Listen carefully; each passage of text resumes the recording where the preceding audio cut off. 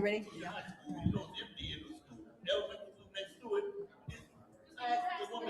Is who's here? Oh, is okay. I can see your face. I can see your hand, but I can't see your face. The time is now 5:02, and I call this Finance Committee of the Flint City Council to order. Roll call, Madam Secretary.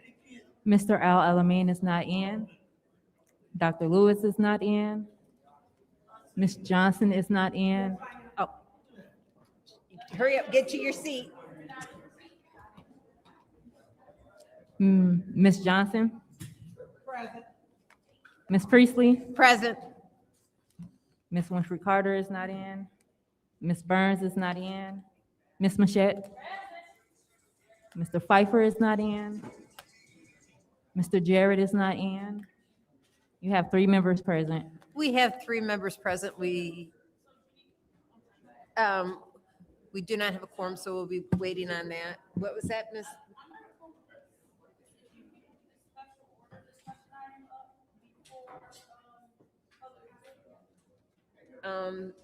Is that permissible with, oh, yeah, but we haven't gotten to agenda changes. We can't do that.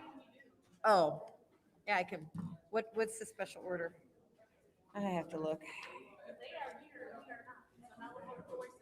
That's right. Oh, I didn't know that was there.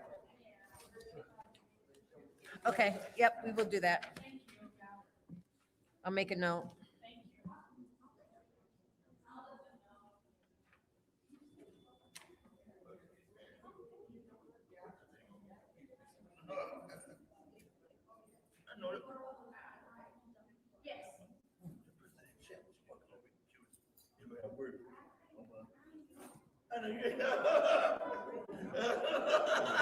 Go to the same church. I know that's right. I thought she was coming over here.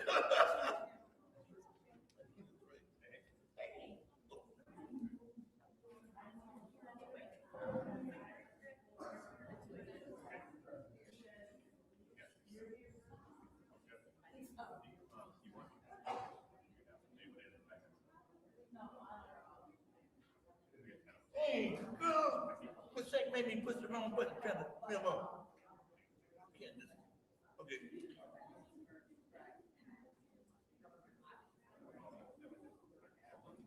Get close now so that the deal don't say no jump.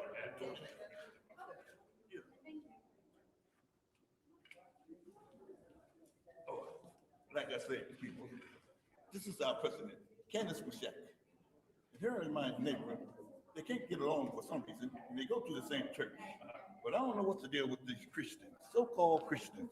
I don't know if they're hypocrites or what, but I let the Shack call the shots since we in her courtroom, her council room, and she the president of the council.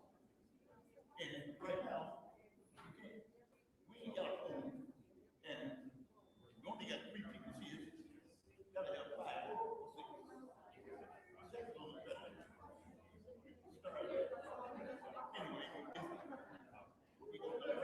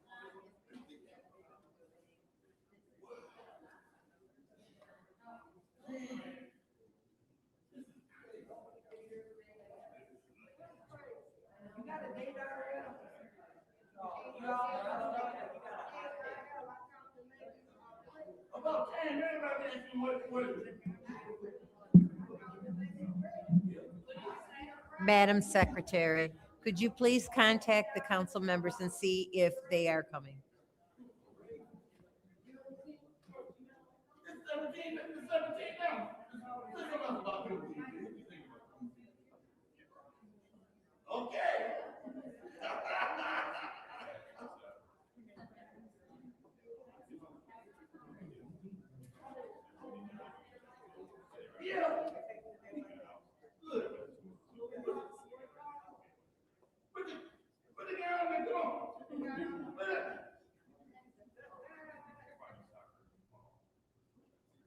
Everybody's stalling, always stalling on the phone.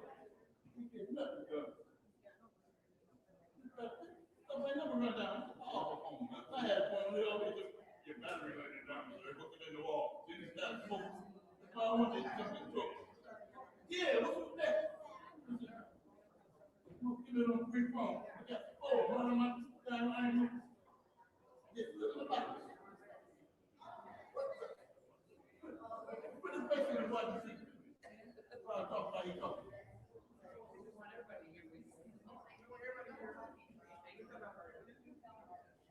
Oh, what the, see what you want? Hey, John, what's going on, man? I've been right in my city, man. Listen out. Man, I don't know about your, oh, man, it's crazy today. Civic Park. You know what Longfellow High School, you say you bought it, right? I went to McDonald's, man. They tripping over there.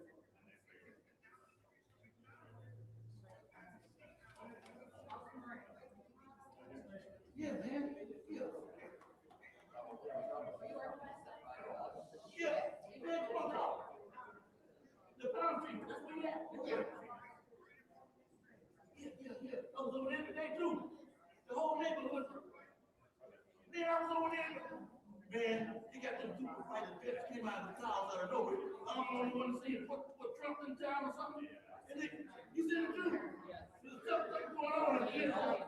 And then I was looking what I was looking at. And then it was, y'all don't know what's going on in the place. I think, okay, man. I mean, they got that pull my flavor out of the car. You know what? You filming us too. Listen, the other black one said, get that thing out of the car, mate. The one that pulled, you know why he's riding the car?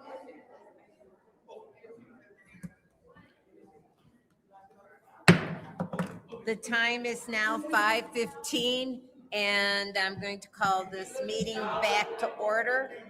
Roll call, Madam Secretary. Mr. L. Alamin is not in. Dr. RL. Lewis is not in. Ms. Johnson? Ms. Priestley? Present.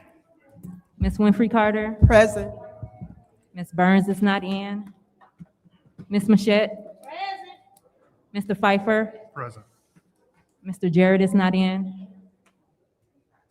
You have 5 members present. We have 5 members present. Reading of disorderly person city code subsection. Any person that persists in disrupting this meeting will be in violation of Flint City Code Section 3110, disorderly conduct, assault and battery, and disorderly persons, and will be subject to arrest for a misdemeanor. Any person who prevents the peaceful and orderly conduct of any meeting will be given 1 warning. If they persist in disrupting the meeting, that individual will be subject to arrest. Violators will be removed from the meetings. I'm going to remind myself to please silence your phones per our council rules, because mine is not silenced at this point. Okay, are there any requests for agenda changes? I'm going to move up our special order up to, without objection, to in front of public comment. Is there any other agenda changes? Are there any other agenda changes?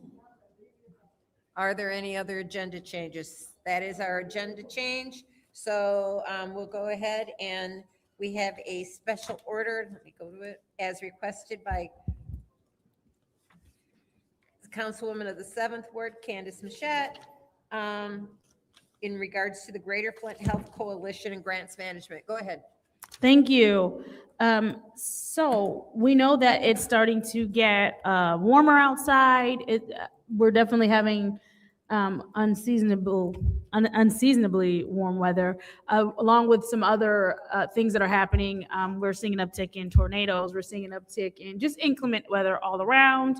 Additionally, we are usually late to the draw and trying to put money toward cooling centers, warming centers. We're late to the draw putting money into helping to service our homeless population. So what I wanted to do, much like we did with the opioid dollars, and I feel like this gives us the best opportunity, is to give it to an organization that has a continuum of care, that they will be able to do grants in the same way that they're doing with the opioid money, the same way that they would have to report back to us.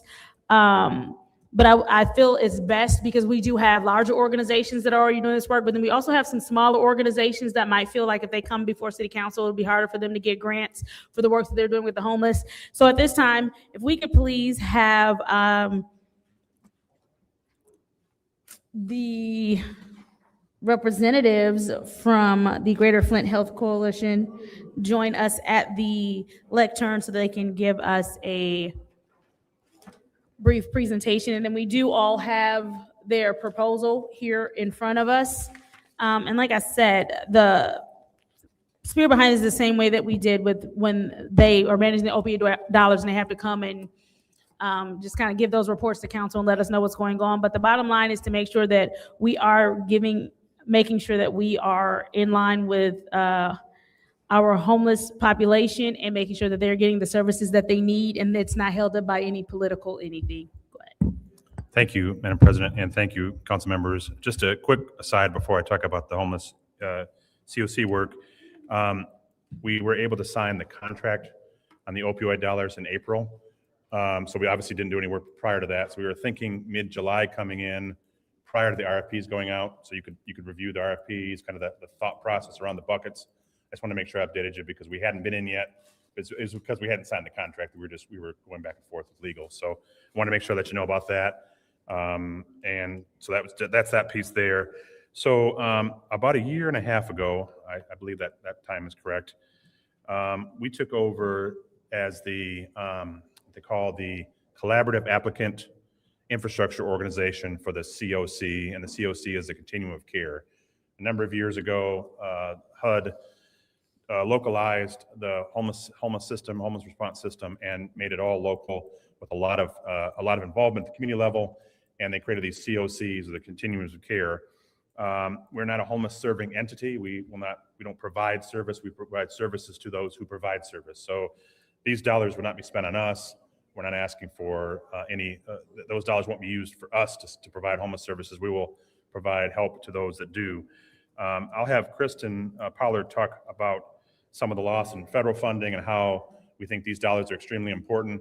As you know, when you provide emergency service grants, or you have federal dollars that come in, you provide emergency service grants, those have to be matched 100% at the local level. Many times homeless service entities are just barely making it.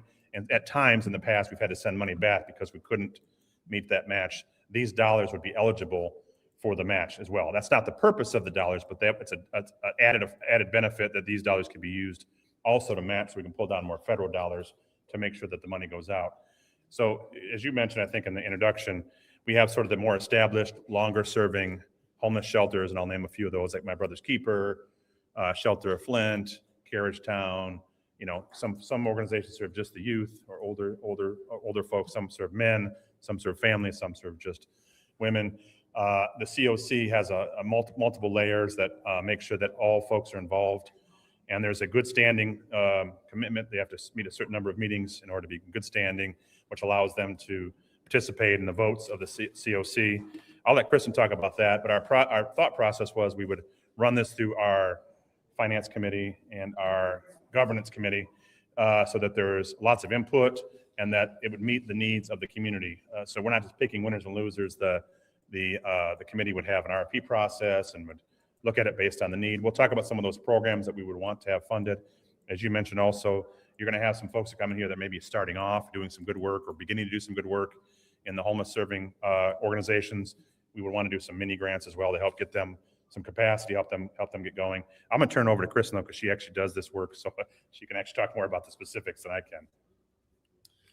Yeah, so I'll just add that we are excited about this opportunity because we've had significant decreases in our funding over the last couple of years. The Department of Housing and Urban Development has. Hold on a minute. Hold on. Could I ask the people in the back to please be quiet? We are having trouble hearing our speakers. Thank you. I can Go get ahead. a little closer to the mic as well. So the Department of Housing and Urban Development, which is also known as HUD, is the funder of the Continuum of Care. And they have, in our last round of funding, which was back in 2024, actually cut one of our major transitional housing grants that serve the city.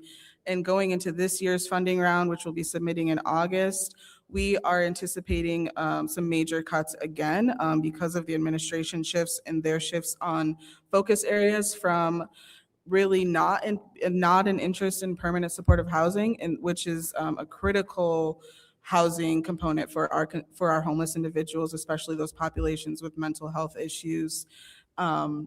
So we're worried about losing those dollars, and we have a strong anticipation of other programs being cut. So these dollars will be very mighty in helping us to make sure that we're not losing. We're still being able to help people either achieve housing, achieve self-sufficiency, or even achieve just diversion or preventing homelessness. That's another component of some of the dollars that our COC partners spend money on is diverting folks so that they don't actually become homeless. We know that, data has shown that most people are actually just a couple paychecks away from becoming homeless. So we're interested in avoiding that.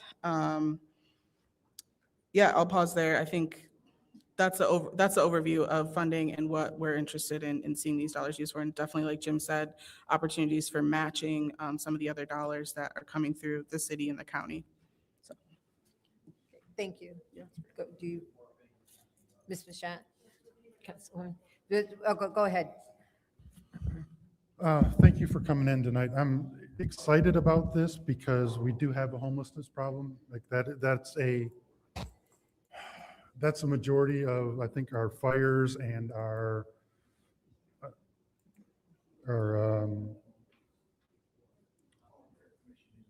housing, vandalism, and so on and so forth. I'm interested to know because, and obviously we won't have this data right away. Like I said, I'm excited for this. I want these folks to get help, but I want to asterisk that. And my asterisk is, and it may be something somewhat controversial what I'm about to say, some people choose this lifestyle.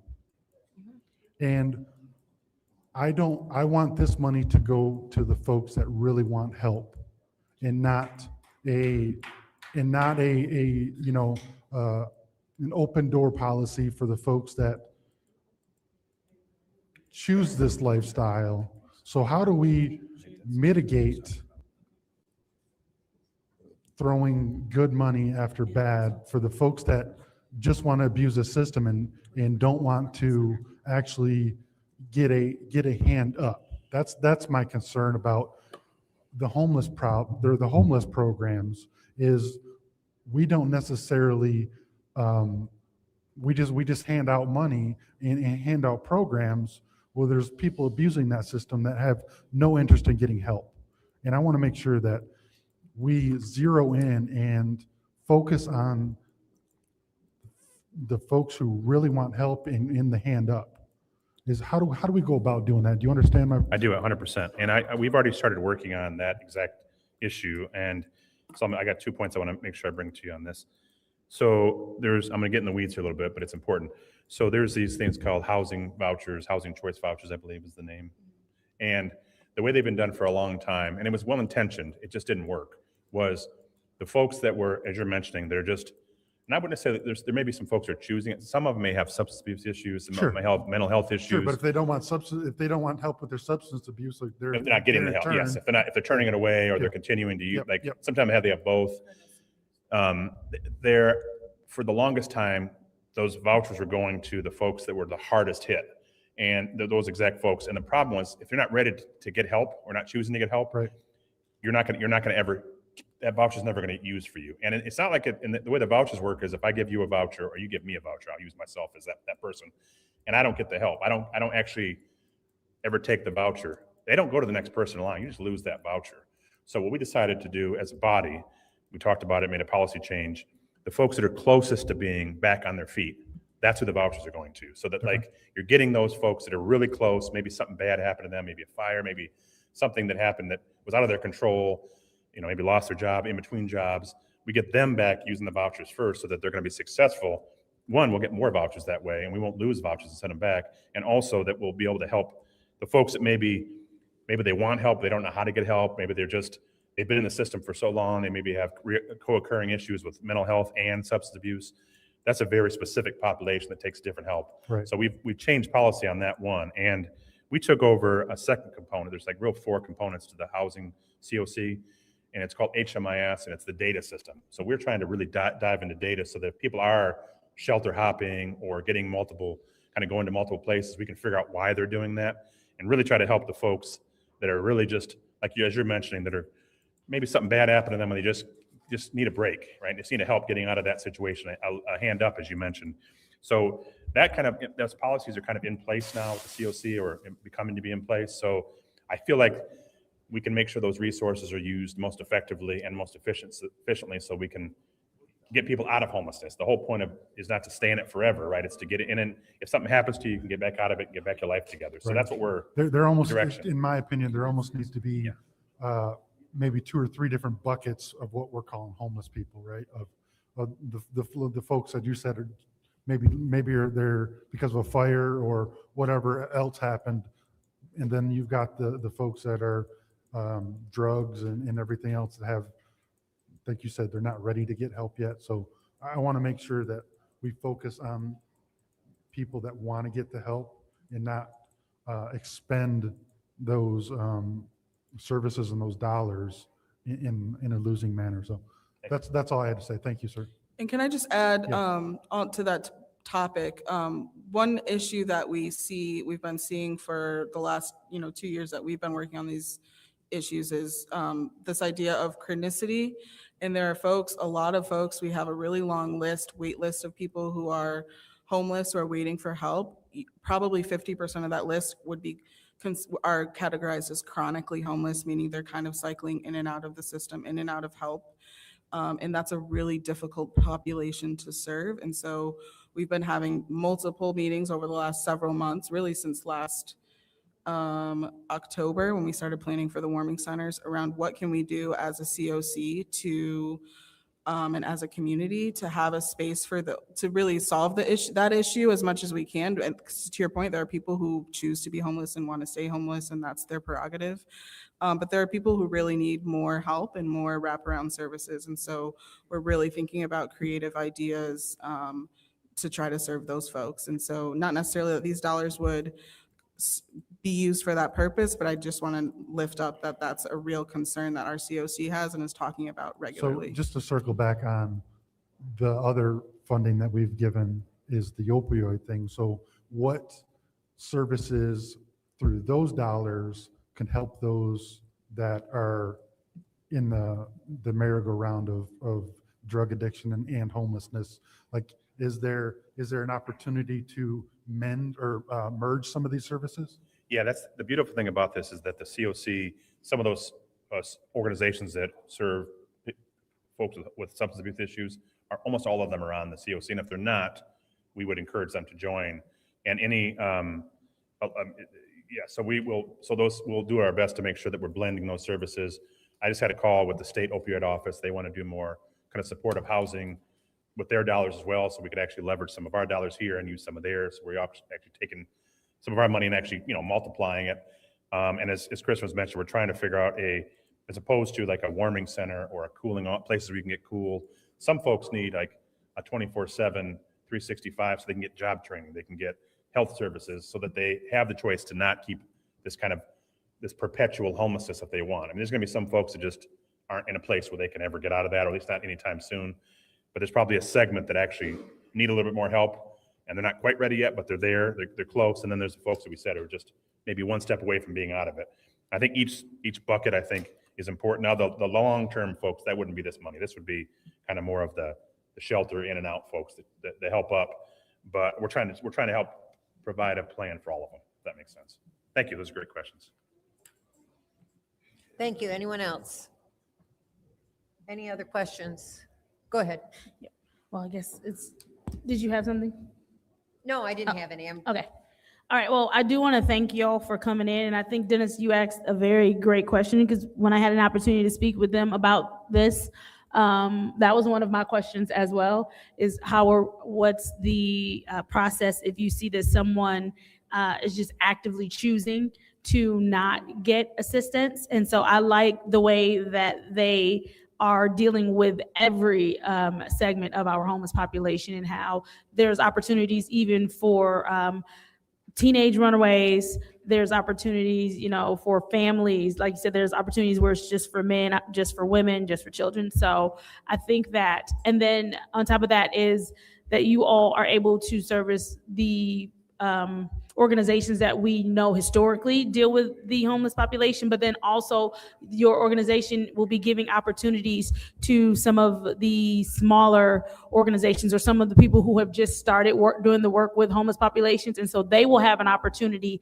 to get grants as well, and to be able to build up the work that they're doing. And I think that's really important too, is because sometimes we do have people who do a lot of work with the homeless, but they're not necessarily attached to some of the more known organizations. And so I like the fact that this process will also give them an opportunity for not only just for funding, but then also to kind of build up the work that they're doing in their organizations more. So I do thank you for coming in and presenting this proposal before council today.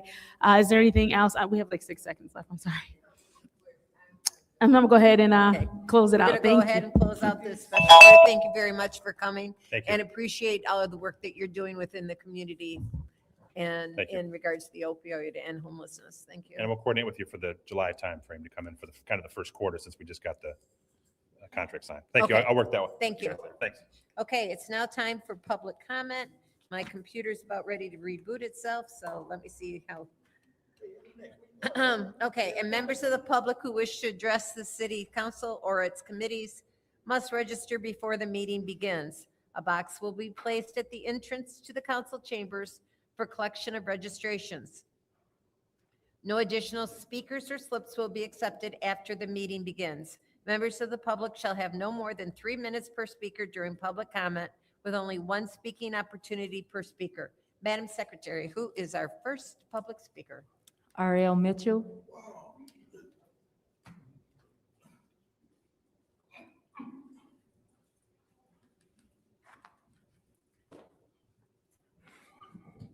Hello, Council. I'm L. Mitchell.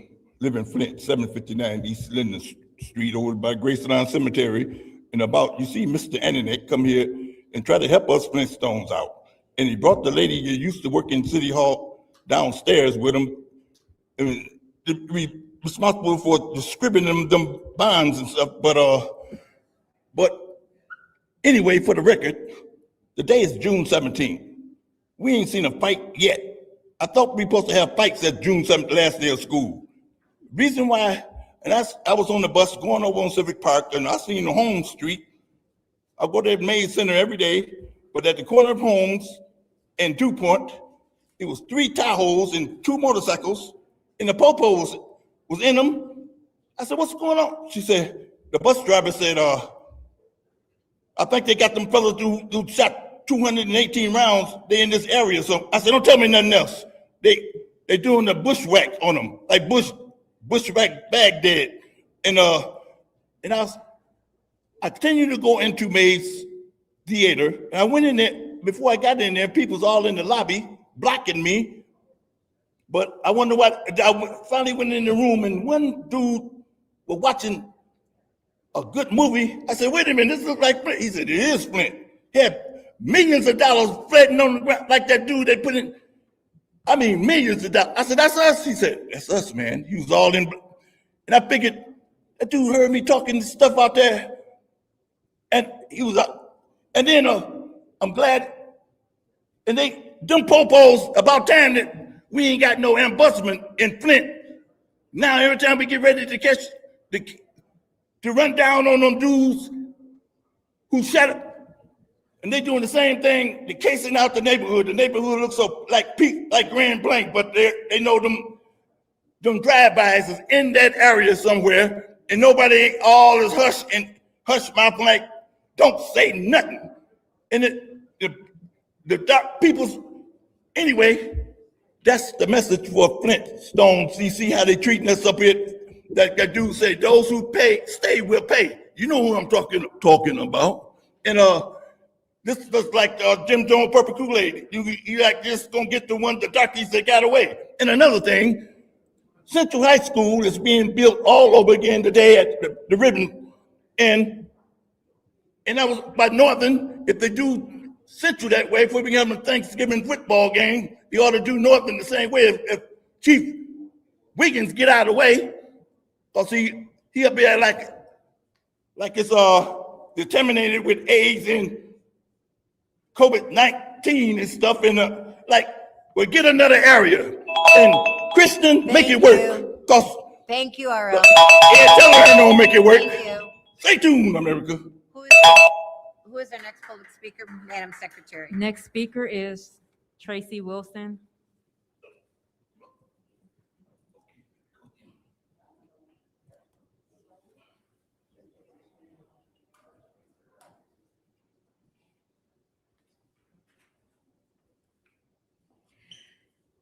Good afternoon.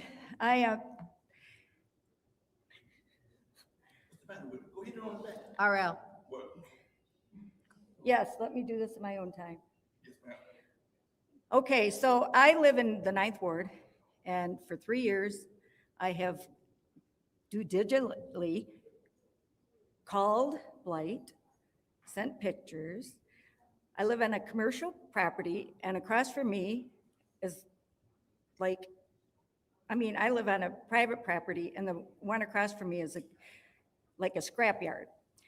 I opened my window the other day, and there was a scrap motor home in front of my house. I called Blight to let them know, but nothing gets done. For 3 years, I've done this. And so you guys are my next step to see if I can get something done about the scrap across my street. And that's really all I just need some help. I need somebody else to go to, somebody above Blight. I don't know. I need to do something to take care of this problem. Thank you. We can't respond at this point. Okay, thanks. Thank you. Who is our next public speaker? Next speaker is Mona Yunus.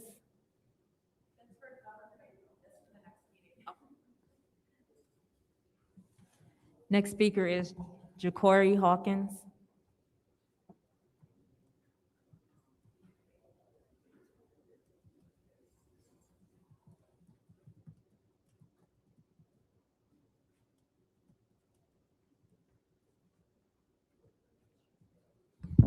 Hello, my name is Ja'Cory Hawkins. I live in the 6th Ward. I'm actually doing this a little bit early. I think I realized I was supposed to be signing up for the legislative one, but I do have to leave. So I just want to say my piece now.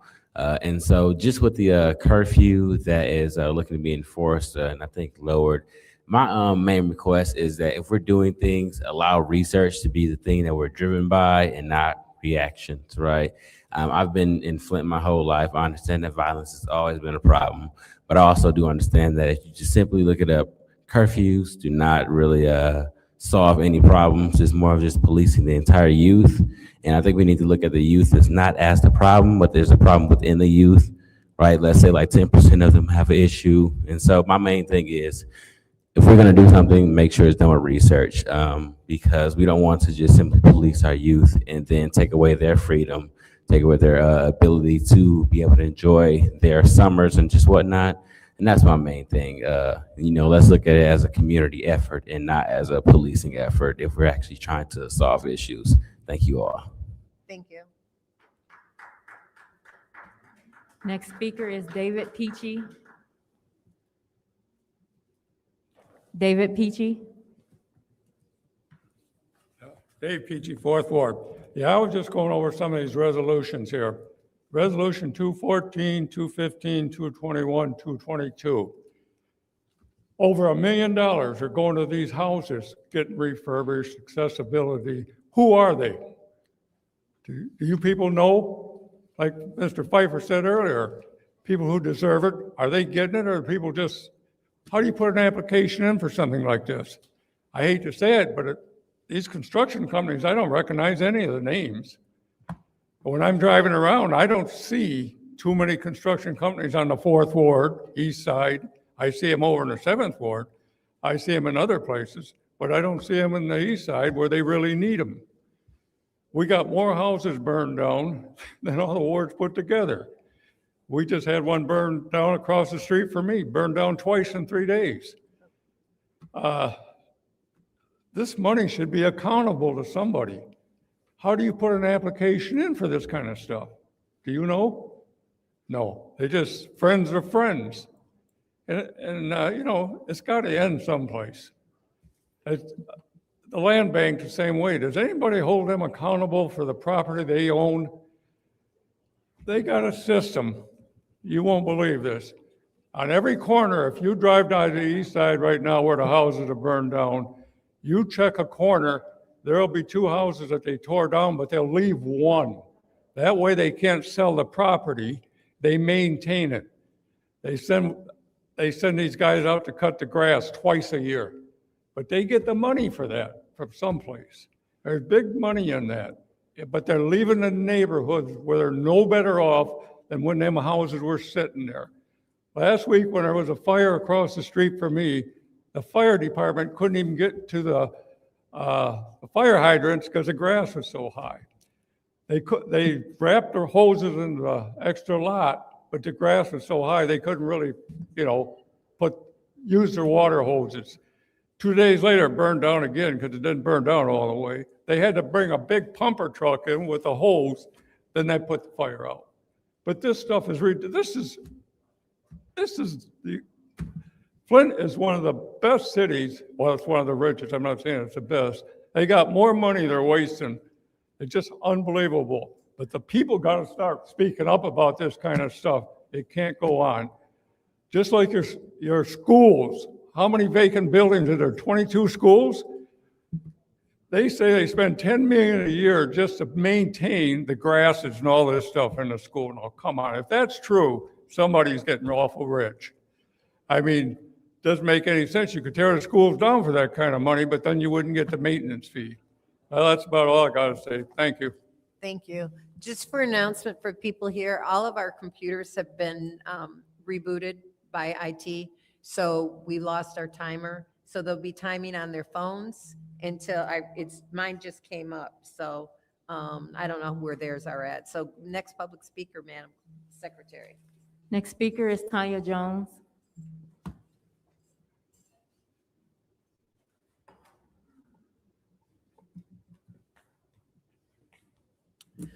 Good evening, I'm here. I'll be advocating for my son that's part of the opioid crisis.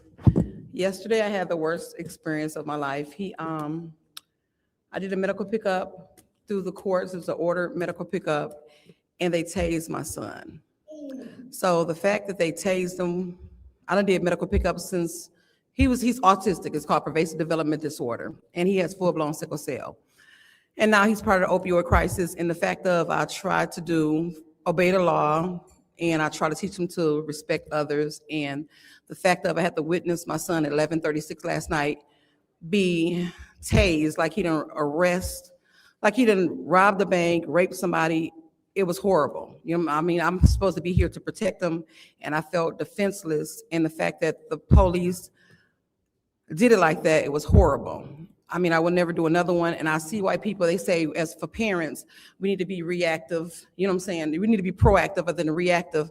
But parents like me that's out here concerned, when you step up, they make it so hard. So I'm just saying the way they did it last night, it was horrible. My son right now, he's supposed to be at the psych ward to be evaluated. It was only a medical pickup, and they basically arrested, told him he was up under arrest, and it's supposed to have been a medical pickup. He's been getting medical pickups for since his dad got killed. His dad got killed by the Howard State game in 2012 on Easter Sunday.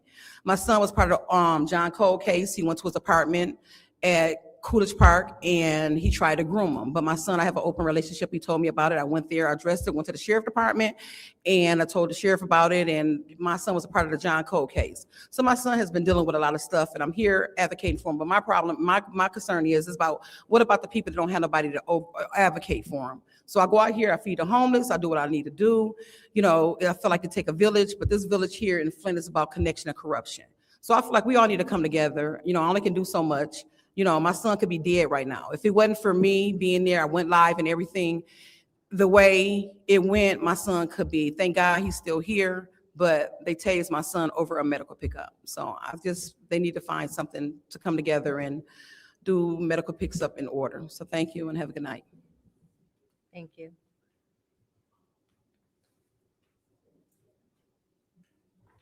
As soon as you get your timer up, we can call the next public speaker up.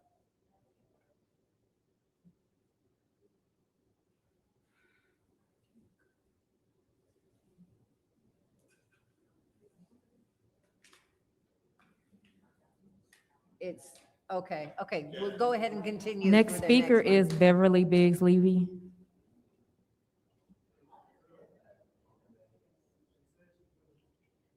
She's good? Okay. Next public speaker? Next speaker is Mari.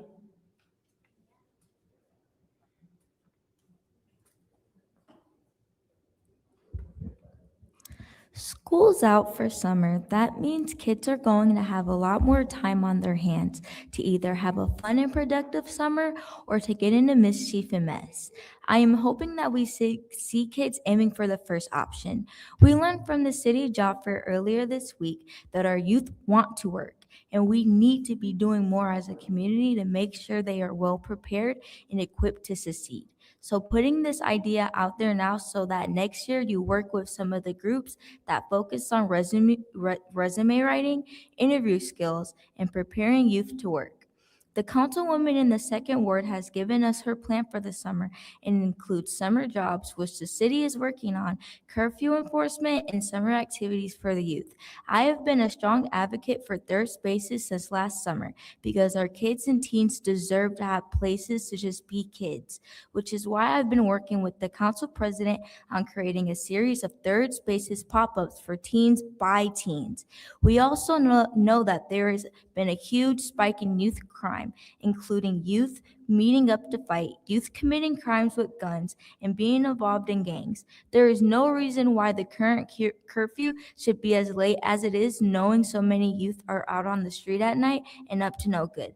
I'm not saying that reducing the curfew is going to solve the problem, but it's another tool that our community has to be able to have to stop the kids that are out and about without supervision. So please lower the curfew to keep more kids safe. Thank you. Thank you. The final speaker, it comes from a persons with disability. Pursuant to the Michigan Persons with Disabilities Civil Rights Act, the final comment comes from Mr. Charles Blackwell, who writes, "Good evening. On tonight's agenda, there is an agenda item for renewal of GPS trackers on city-owned vehicles. Is there a GPS tracker on Mayor Neely's car? I bet he be using his city-owned car to go places he shouldn't be going."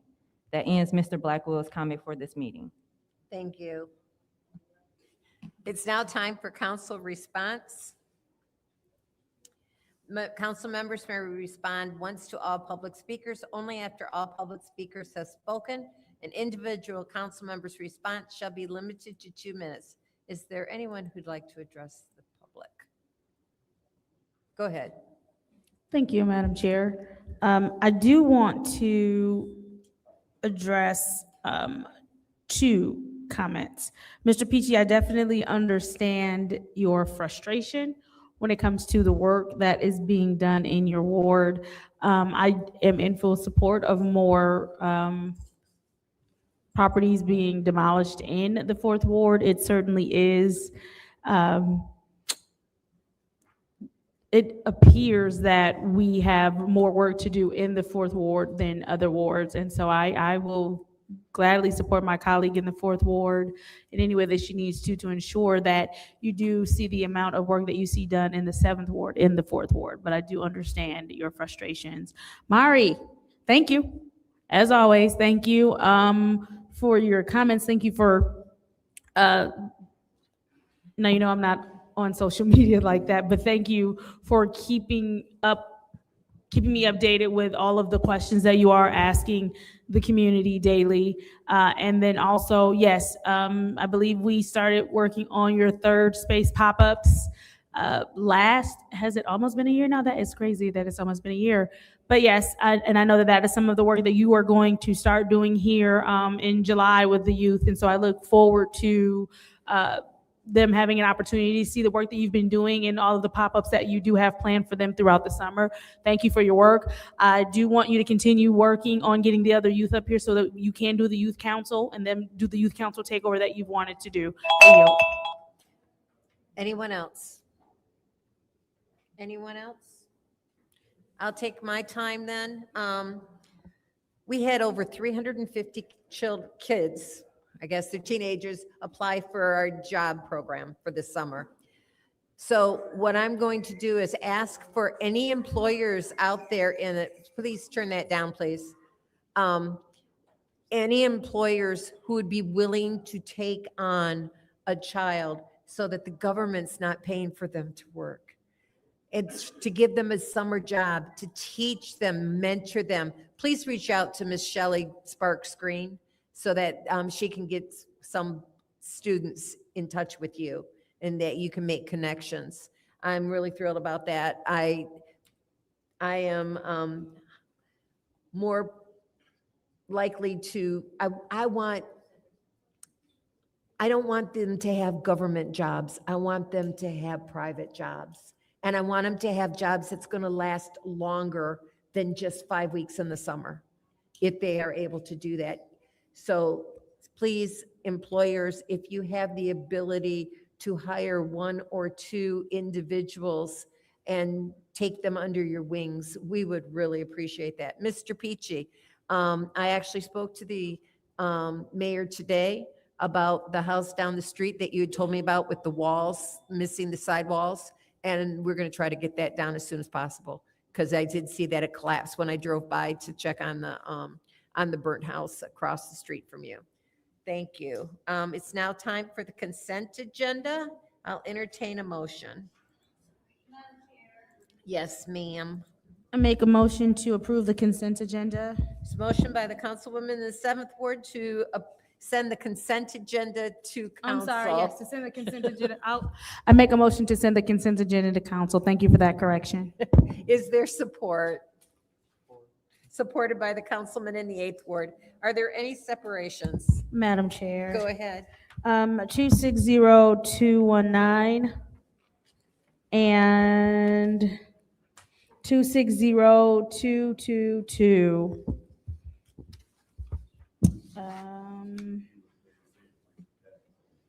And then, sitting on property,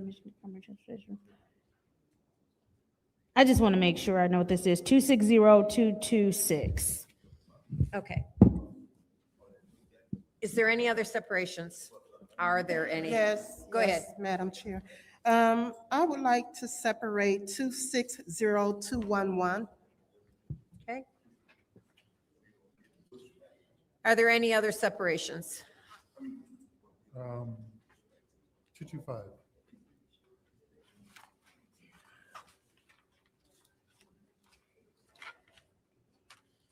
Any others? Any others?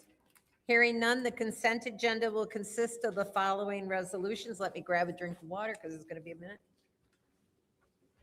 Okay. Flip the page. 260212, Palms Tire Service, purchase of tires for fiscal year 26. RL. 260213, contract with Printcom Printing and Mailing Consumer Confidence Reports. 260214, change order Lake Star Construction Services, lead-based paint abatement. 260215, contract with Beatrice Construction LLC, accessibility modifications for 3 single-family homes. 260216, Samsara Inc., annual 36-month renewal subscription service for fiscal 27. 260217 to Motorola Solutions, purchase portable radios, batteries, and chargers for the Flint Fire Department. 260218 for LaFontaine Chevrolet Plymouth, purchase 2 Chevrolet cargo vans. 260220 Power Initiative Flint Recast Program implementation using carryover funds. 260221, the contract with Blackout Construction LLC for accessibility modifications for 16 single-family homes. 260223, Truck and Trailer Specialties Business, purchase 2 new salting and plowing vehicles. 260224, Ace Saginaw Paving Company, asphalt paving materials. Madam Secretary, roll call, please. Mr. Al Which Alamin one? is not Wait, wait, wait. in. I did miss one. No, that's separated. That's separated. Go ahead, sorry. Dr. Lewis is not in. Ms. Johnson, Yes. Ms. Priestley, Yes. Ms. Winfrey Carter, Yes. Ms. Burns is not in. Ms. Mashet? Mr. Pfeiffer? Mr. Jarrett? Yes. You have 6 yes, 0 no. The vote is 6 yes, 0 no. Those resolutions will be sent to council. Our first separation is 260221, 260211. 2026 operating millage, City of Flint Downtown Development Authority District. What is the pleasure of the body? Madam Chair, Yes. I'd like to make a motion to send 260211 to council. There's a motion on the floor to send 260211 to council. Is there support? I'll support that. Is there any discussion? Madam Chair. Go ahead. I separated this resolution 260211 simply because I will not be voting to send this resolution to council. And as far as I'm concerned, I spoke on this resolution initially when it was presented to us. And my vote will be no. So if there's any other questions or whatever, we can carry on, we can have the vote, but my vote will be no. Thank you. Is there any other discussion in the first round? Any other discussion in the first round? I'm going to find our email that we got. I want to stress the importance of this with the renewal of, this is an email that we received today. Without the renewal of the DDA millage, the DDA would not be able to maintain the trash removal, snow plowing, salting of sidewalks, mowing in the downtown corridor, and beautifications. Trash removal from downtown in the alleys, Saginaw Street and events is at the cost of $80,000 a year. And that is needing a daily removal. Snow removal and salting downtown is at a cost of $50,000. Gas for vehicles that are purchased through the city, $5,000. Water that is paid to the city for the beautification and cleaning up, $40,000. Mowing in the downtown area, $5,000. Maintenance, repair, and miscellaneous services, $20,000. I wanted to bring that up for discussion so that that is known to the public. Is there any discussion in the second round? Go ahead.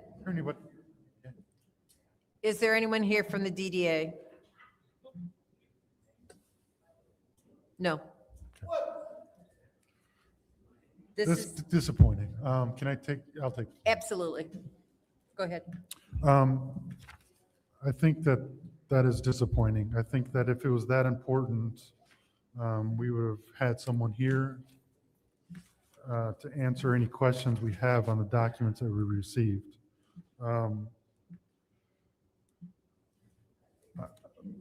Madam Chair, I don't know that this has the votes, but I'm going to make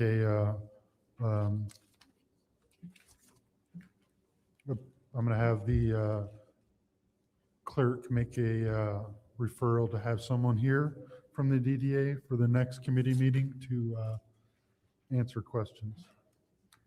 I'll yield.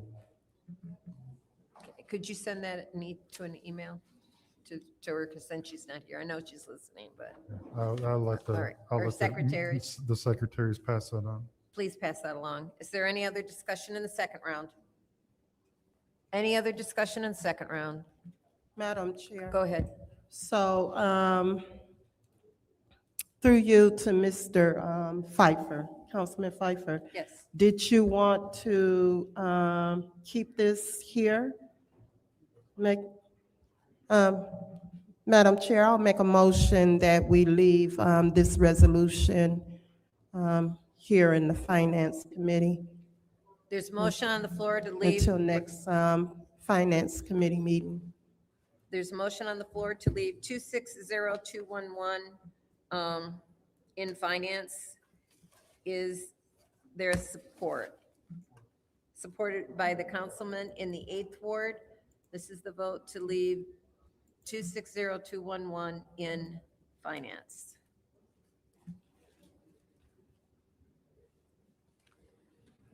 Mr. El Alamin is not in.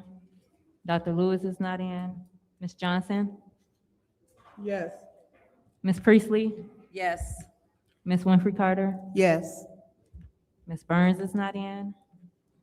Ms. Mashet? Yes. Mr. Pfeiffer? Yes. Mr. Jarrett? Yes. You have 6 yes, 0 no. The vote is 6 yes, 0 no. That will remain in finance, and we'll be taking it up in 22nd of July. Our next resolution that is separated is 260219, support fiscal year 2026 for 3 bridge applications, Hamilton Avenue over Flint River, Stewart Avenue over C&O Railroad, Beach Street over Thread Creek. What is the pleasure of the body?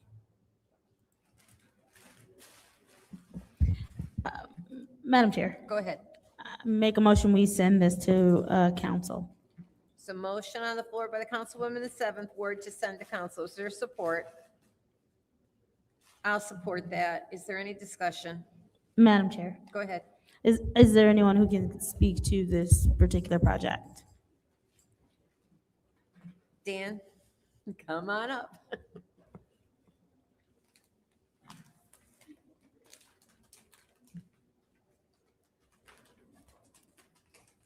Dan, come on up. RL. What? That's not necessary. Thank you. Hi, Dan, how's it going? Good. How are you Good, doing? good. I'll try to, oh, wait. It's not the right time. Oh, okay. So should I just start my 5 now? I can say, okay, perfect. I just wanted to know, city officials authorized to execute and submit all documents necessary for the local bridge. So we are applying for a grant from MDOT, correct? Funding for MDOT to do these 3 bridges? Yes. And this, if we are able to get the funding, when would this work start? That I don't know when they're going to start it. I'd have to ask the engineers. I Okay, just know that we are, what we're, from the city, what they're, because I do know that it says the Department of Public Works Transportation Division is seeking funding through the State of Michigan Local Bridge Program call for applications for funding year 2029. And so that's why I'm asking. So if we apply for this funding, how soon would we know whether or not we have the funding? If I may. Go ahead, absolutely. Clyde, yeah. 'cause Whoever I- can I got answer it, the I'm good, numbers. yeah. Yeah, the thrust of this is that we're applying for the money through their application process, but Mm-hmm. they'll be controlling the project and doing the project. Essentially what we're here to ask council for is the 0.5% that they're saying that we need to apply to the project in order to qualify to get this money. That's the 136,000. It's a 0.5% of the total. The total amount necessary for these bridges is 2.7 million. That comes out of all of the grant money. That's the grant money itself. But they want us to put the match portion up for the project. And so as what's the match portion? $136,100. That's what we're asking council to approve, is the match money that we need to put up for the city. And really, that's just to show that the city is seriously interested and wants to. So if we put up the 136, does that kind of guarantee this? No, No. nothing is guaranteed. It's just a matter of that in this application process, we will be sending in a resolution that says, yes, we understand the 0.5% for application. We've gotten approval of city council. You can move forward with the application process. If we qualify, then of course, and they award us the money, then ultimately you've given us the approval to spend the 136,000. Right, but we do not have a timeline. So when does this application process close? Because again, I'm looking at 2029. So I just Yeah. wonder if we have some sort of a timeline. Yeah, that would be, I can have the engineers here. This was done through the engineers. So I can have the engineers here to answer that question. Madam Chair, oh wait, I don't know if my colleagues want the floor. I was about to make a substitute motion. Go ahead. there any other discussion in the first round? Madam Chair. Go ahead. So, Mr. Edwards, I'm trying to put this through my head. So we have to how can we authorize $136,000 for fiscal year 29? Now, is it like, because wouldn't that budget have to be approved from the council in 2029? How does that work? I think they need a commitment. Again, I'd be happy to bring the engineers, but my understanding is they need a commitment from the city for those dollars as a part of this project. So, But they would be coming out of fiscal year 29, right? yeah, I understand what you're the question you're asking. I understand what you're asking. So And that clarity, the fine clarity of that, yeah, I think that I wasn't part of developing the actual application. So I think that would require the engineer who did the. Request for information. If we're applying now, does it have any of the timeline associated with it? So will we be able to know what's the application close date for the funding? Yeah, I would have to assume that nobody's going to know because the state fiscal year budget for 29 hasn't been approved or adopted anything yet to know how much money is going to be available. So I'm assuming that we probably won't know until 2028. Well, I would say this, having worked in the state briefly, I do know that they often do what's called work projects. That is, money can be approved in one period and carry over to another period, irrespective. It's in that department, so it's not necessarily has any budget implications. The department maintains those dollars for the project because they were previously approved. So they have sometimes years and years of work projects where the money's already been approved, it's allocated to the department, and the department gets to the project when they're ready to get to it. Are you familiar, is there any kind of deadline that this application needs to be submitted by? No, I'm not familiar. That doesn't, I'm not sure of the, again, our engineers were responsible for organizing this and putting this together. Mr. Edwards, I have no problem approving this. I just don't know how we can speak for the council that may be seated here in 2029. So I understand your issue. that's like, I'm just trying to figure out the logistics on that. If we say yes and we adopt this resolution going forward and all hell breaks loose in 2029 and they say, no, we don't have the money or whatever else, and then what does that do to the city on future projects? I don't know.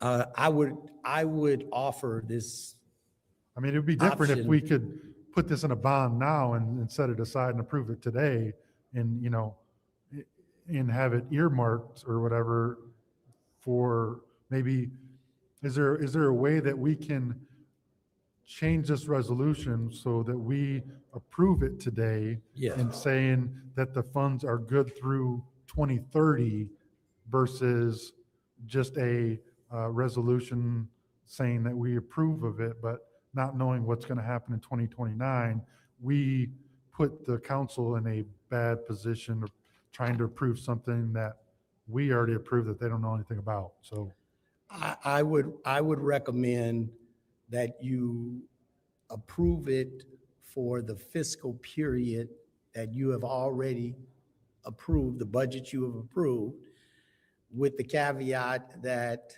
pending, if it needs to go beyond your budget period, pending the adoption of future budgets.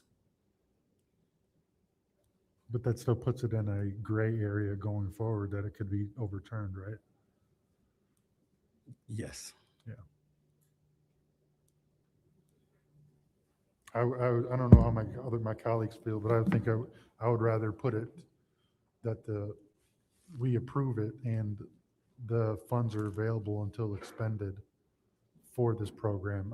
I mean, I think that would be versus leaving it up in the air and putting future council members in a bad spot if they campaigned against, you know, whatever the hell it's happened. You know, who knows what's going to happen in 2029. So you never know what's going to happen in the world. So what's that? I have a comment. Okay, I'll yield. Okay, thank you. Any other discussion in the first round? Yes, Madam Chair. Go ahead. I wanted to find out, how were the 3 bridges selected over other bridges that need work in the city? Do you know? I do. I'm aware of, just like we do with the PACER ratings and the roads, there was ratings, the engineers brought to me the various bridges and the difficulties with the bridges and what the lifespan and whether they've reached a certain, so that's what they looked at. They looked at bridges that have reached their useful life and condition that they were, critical condition that they're in. Those 2 factors were the determination to select bridges. So, where is the bridge on Grand Traverse? What is the status of that bridge? It is in progress. I'll just say that. I know there's some other details with that, and you may be looking for some other details, but I don't want to say something Okay. inaccurate. I do know that bridge is being examined, that there is some steps being taken. There is some serious discussions by the engineers concerning repair, modification, or whatever is going to be needed. That is going on right now, has been going on since December. Okay, I would like to make a referral to get a, Madam Secretary, I would like to make a referral to get a status update on the bridge on Grand Traverse.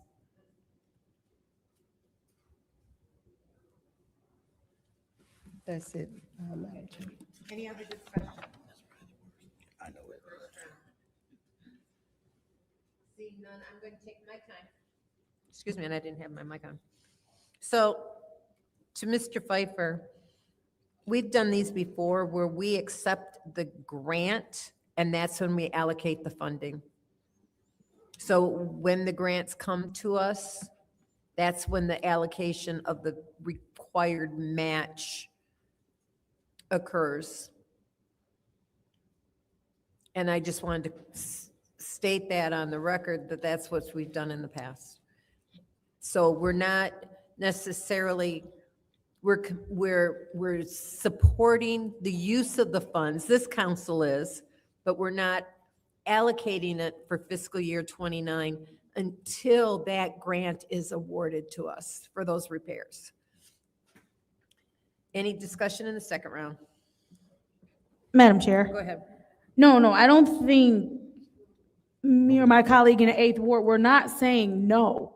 We're saying, and we've been on this council, so we understand how things may change. We're saying we're trying to figure out how to guarantee that a future council will still have to give them the money, as opposed to, yeah, that's what we're saying. It's not, we're not against it, we're trying to guarantee it. We're trying to get there. Point of information, I guess. Yes. What I was saying is that would happen when the grant is accepted. So the future council would, when they accept the grant, because they cannot accept the grant. But when they accept the grant, they also have to allocate that 10% or that 5, whatever the percentage is.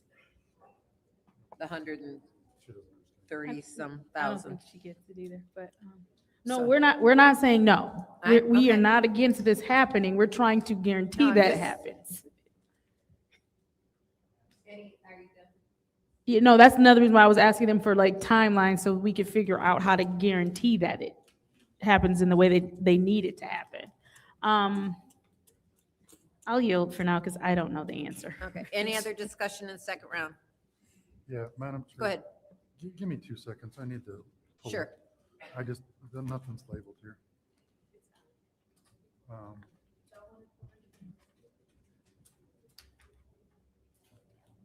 Do you want to go into recess for a couple No, of I seconds or just need just to let your find time this. run? Okay. I just need to find the stupid resolution. Okay. All right.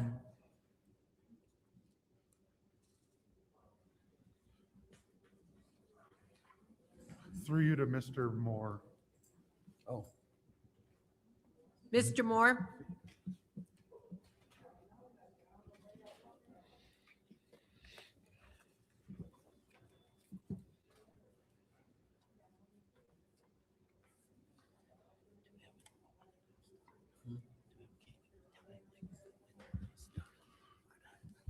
Mr. Moore, I don't know if this is something we can do today or we need to put this on special affairs, but do we have the monies available that we can allocate this fiscal year and allow that to sit until 2030? There's a process that we could do. We'd have to, we could have a council designation of funds for that, and we could do that. And that would show up separately in the financial statements, but that's a way that we could do that. I just, because I want to allocate, I want to make sure that this money's allocated now through our authority versus pushing it on to future council. So I'm not sure that it would do that. The council always has control over that. yeah, I understand that, but we do this all the time. It's no different than approving the garbage contract until 2030, right? So Well- we're approving those dollars or those contracts during this year or whatever, and does- allocating the money in the future. It does mean something to the councils when you do that. And it will show up in the financial statements as being separately designated funds. Okay. And so there is a way that you can do that. You just have to be aware that if a future council didn't want to, they wouldn't have to, but most councils tend to follow that. That they will do what, they understand it's a priority and they'll usually honor that. So you're saying you don't want us to do this? No, I'd say if Okay. you want to, go ahead and do it. Okay, so can you get us the language revision on this for Monday? Yes. Okay, then Madam Chair, I'll make a motion to send this to Special Affairs. Support. It's been moved and properly by the councilman in the 8th ward, it's properly supported by the councilwoman in the 7th ward to send resolution 260219 to special affairs. This is the vote. Dr. Lewis is absent. Ms. Johnson? Yes. Ms. Priestley? Yes. Ms. Winfrey Carter? Yes. Ms. Burns is absent. Ms. Mashat? Yes. Mr. Pfeiffer? Yes. Mr. Jarrett? Yes. Mr. Alamin is absent. You have 6 yes, 0 no. The vote is 6 yes, 0 no. That will be sent to Special Affairs. The next resolution is 260222.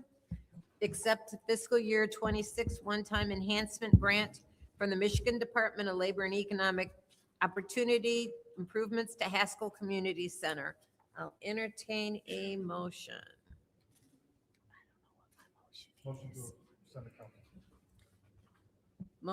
Motion is to send to council is made by the councilman in the 8th ward. Is there support? Supported by the councilwoman in the 3rd ward. Is there any discussion? Is there any discussion? Madam Chair, is there someone here that can speak to it? Is there anyone who can speak to this resolution? Yes, Christian's coming up. Who's, Candace, did you separate it or did? I did separate it. Okay. I wasn't sure if I wanted to send it to special affairs or council. That's why I didn't pick up where it needed to be. I'm sorry. Okay, well, you get the, because you separated it, so you're stuck. I know. Yeah, the 8th ward. Hi, Christian, can you tell us what this is and what, give us a general overview of what's happening here? Okay, so this is a resolution to accept a grant from the State of Michigan Labor and Economic Development in the amount of $500,000. And the background is actually it was appropriated by the state legislature in the state's budget to give the city of Flint this $500,000 for Haskell Community Center. It wasn't specified by the state what it needed to be spent on other than capital improvements. And so the two most urgent issues at Haskell Community Center was to repair the roof and the elevator. We had previously already bid out the work for the roof to be done in phases. And that was over $600,000 or about $600,000 worth of work in 4 phases. And the first phase was approved to be paid from the general fund, but that left about $400,000 of work to be done and complete phases 2 through 4. So that's $400,000 of this $500,000 that is part of the budget of the grant. And then the other $100,000 is budgeted to fix the elevator. Did you say fix the elevator? Yes, fix the elevator. Was the initial, has any work on the roof been done? Like the first phase? Yes, the first phase, I don't know if it's complete. I know it was several weeks ago that the work began, so I believe it's done by now. Okay. And to the best of your knowledge, that was obviously bid out?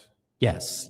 And this work will have to be bid out again because when it was bid out to get those initial prices for the phases 1 through 4, it was not, at the time, there wasn't a grant lined up for it. So the result was that we clarified that it did not require prevailing wages. And we only budgeted to complete phase 1 and would address phase 2 through 4 at a later date. And then we got the grant. But because the state of Michigan requires prevailing wages, it will have to be bid out again. Okay.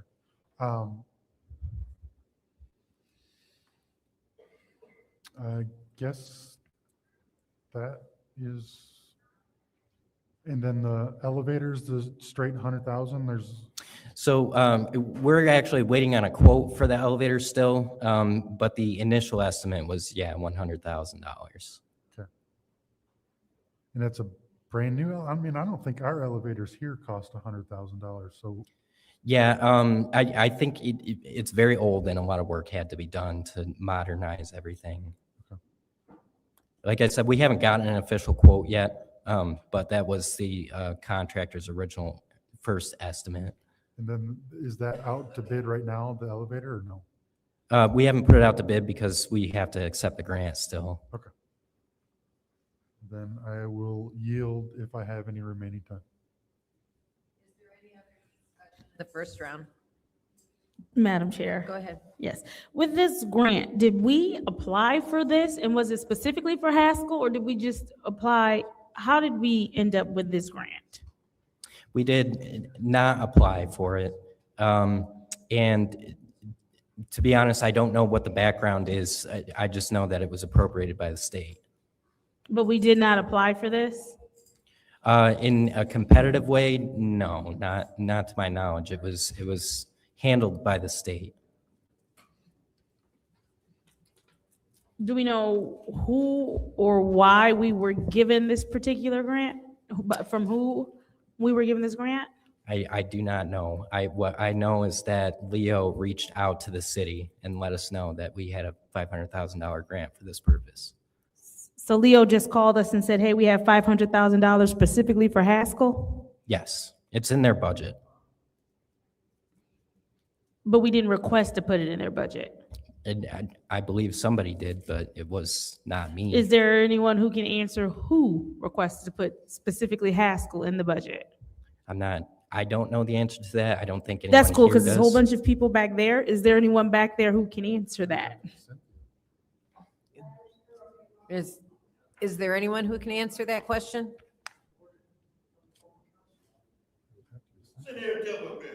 What did he No. say? I couldn't hear him. It doesn't look like anybody knows. What did he say? I There was someone who gave an answer. I would like to hear the answer I thought was it given. was, I thought it was Paul. But he might have been talking about something else. No, too. he wasn't. He answered the question, Okay. so I would like the answer to the question. Paul, could you come up and give us the answer that you said back there? So is Clyde not allowing him to, so we can't have the answer? Here he's coming. He's coming.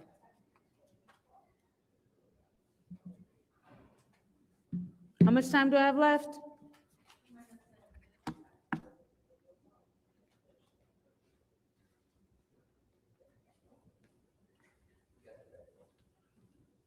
Can you repeat the question, please? Well, you answered it when you were back there, No, I so didn't. that wasn't you. Someone literally yelled out the answer to the question. Wasn't me.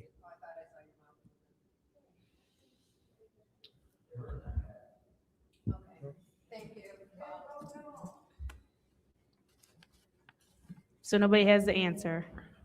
Madam Chair. Go ahead. I'd like to make a motion to leave Resolution 260222 here in this committee. Motion on the floor to leave Resolution 260222 in finance. Is there support?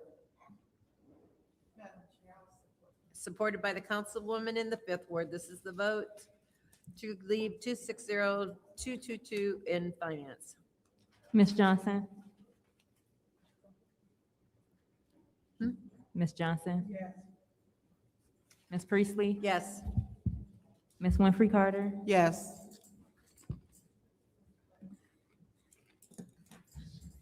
Ms. Burns?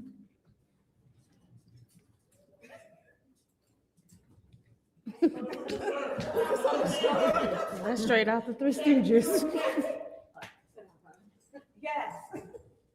Ms. Mashat? Yes. Mr. Pfeiffer?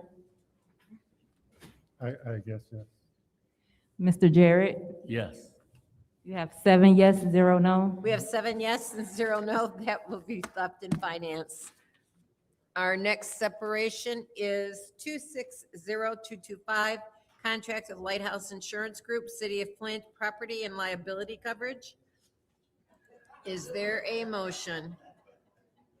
Madam Chair, I make a motion that we send 260225 to council. There's a motion on the floor by the councilwoman in 7th ward to send 260225 to council. Is there support? I'll support that. Is there any discussion? Is there any discussion? Dennis separated me. Is there any discussion? Seeing that there, You gonna start, Dennis? discussion on Lighthouse. Go ahead. Through you to Mr. Moore.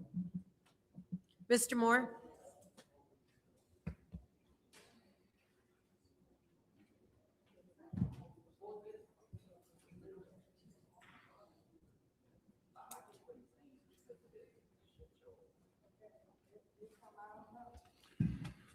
Mr. Moore, Mr. Moore, Mr. Moore, how are you today, sir? Very good. Good. Who are we accompanied by? I'll let him introduce himself. He's our representative from Lighthouse. Okay, perfect. Good evening. Perfect. Courtney Amy with the Lighthouse Group. Okay, perfect. Mr. Moore, every year, and I'm sorry, what was your name? Court, C-O-R-T. Court. Mr. Court? Okay. Every year, we approve 2-point-something million dollars, 2.7, 2.6, 2.5. But in every year, it seems like we have some kind of a tragedy, whether it was someone driving a bulldozer into a building, we had a fire, something else, and none of that stuff is covered. And I'm trying, and then the latest thing was that the building that the bulldozer drove through wasn't covered, or wasn't even come close to getting the correct number of dollars to replace like for like. So I'm trying to figure out what is the coverage that we actually have, because every time it seems we have a tragedy, you come before us and say, we were only covered for $10,000 for $500,000 loss, or we are only covered for X amount of dollars, or this wasn't covered at all. And not to get into specifics, I'm only speaking in generalities, because every single year we give 2-point-something million dollars to Lighthouse, and every time we have an instance where we need to potentially put a claim in, we never have coverage for that particular incident. So I'm trying to figure out what we have coverage for and why we keep running into a lack of coverage, when it seems to me like that 2-point-something would be better off if we were self-insured and do a self-insurance bond or whatever the hell we need to do, because the 2.7 million that we're about to allocate today, in 6 months, when something happens, we're going to come up and say, well, we don't have coverage for that. So I'm trying to figure out how we get proper coverage. Is the proper coverage 3 million, or we need to find somebody else that's going to give us the coverage that we need? That's a big question. It is, because every year we run into an issue. There are a number of things that we've been doing to address that. First, one of the things we're trying to do is make the city of Flint more attractive to insurers. One of the things that we've been doing, which is a result of this, is we've put all our insurance with one due date so that we're more attractive to the companies to bid for our business. Okay. Historically, the city of Flint has had a tough time in getting insurance. So you're saying that the coverage that we're provided, that they don't cover everything on purpose? No, I'm not saying that. Okay. But, I'm just saying it's a very tough market for municipalities. And I'm saying that the city of Flint has had a tough time historically. I think we're doing a lot. Mr. Moore, I'm not saying that 2.7 is high or 2.7 is low. I'm saying that it's never adequate coverage. Like we have way too much out of pocket. Like I think the McKinley Center was a fire that cost us $250,000 out of pocket, and we only got $50,000 in reimbursement. So it's always, and then the water building that got ran into a dumpster or ran into by a bulldozer, we got like pennies on the dollar for what we had to come out of pocket. And I'm not criticizing the dollar value that we're paying. I'm criticizing how come we don't have proper coverage so that we're not spending the 2.7 and 90% out of pocket for any claims. Does that make sense, Mr. Court? No, it's a very fair question. So like Philip said, municipalities are very tough in the insurance marketplace right now. The, the city of Flint has been tough on our insurers. So we're the agent. We bid it out to 21 different carriers this cycle, this go around. And there's several different carriers involved, and we pick the best one as far as cost and coverage. And then I think what your frustration is on deductibles. So in order to keep. So our timers aren't working up here. So I'm going to ask for somebody to speak in this again. Go ahead. Continue. Go ahead and continue. Go ahead. sir. Thank you. So in order to keep the cost of the insurance reasonable or within the Finance Council's budget, so the policies all have several different layers of deductibles. So I'd have to look into the specific dollars that you're referencing. I do know the situation you're talking about with the dump truck or the bulldozer that ran into the building. There was a specific deductible on the property, which after that deductible, I think it was $100,000, they paid after that deductible. So there's deductibles on all of the policies in order to make them as competitive as possible. Some of the deductibles are very high, and I think that's what you're referencing. But we comb. So our agency has a large practice of municipalities, so we have access to every municipal underwriter really in the United States, and we go to all of them every year on your behalf, and then try to pick the ones that are the most competitive, have the best coverage, and the lowest possible deductibles. Okay. Do you have any other questions on that, Mr. Jarrett? Request for information. Go ahead. What's your request? Oh. Wait a minute, Mr. Moore. Mr. Jarrett, is it possible that to find out how competitive we are compared to other municipalities?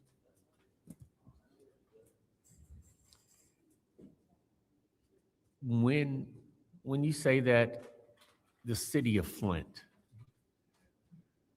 how unique are we compared to other municipalities? I mean, not terribly unique. Some underwriters are people, so the specific coverages we're talking about today, as far as property, vehicles, things like that, underwriters look at the news, and we don't always get the best news coverage for the city of Flint, unfortunately, nationally. We tell a different story because we're here, and we do our best to market it. And that's why we did get 21 responses back from the carriers, and the carriers you see in the packet here are the ones that came up with the best coverage in terms and premiums.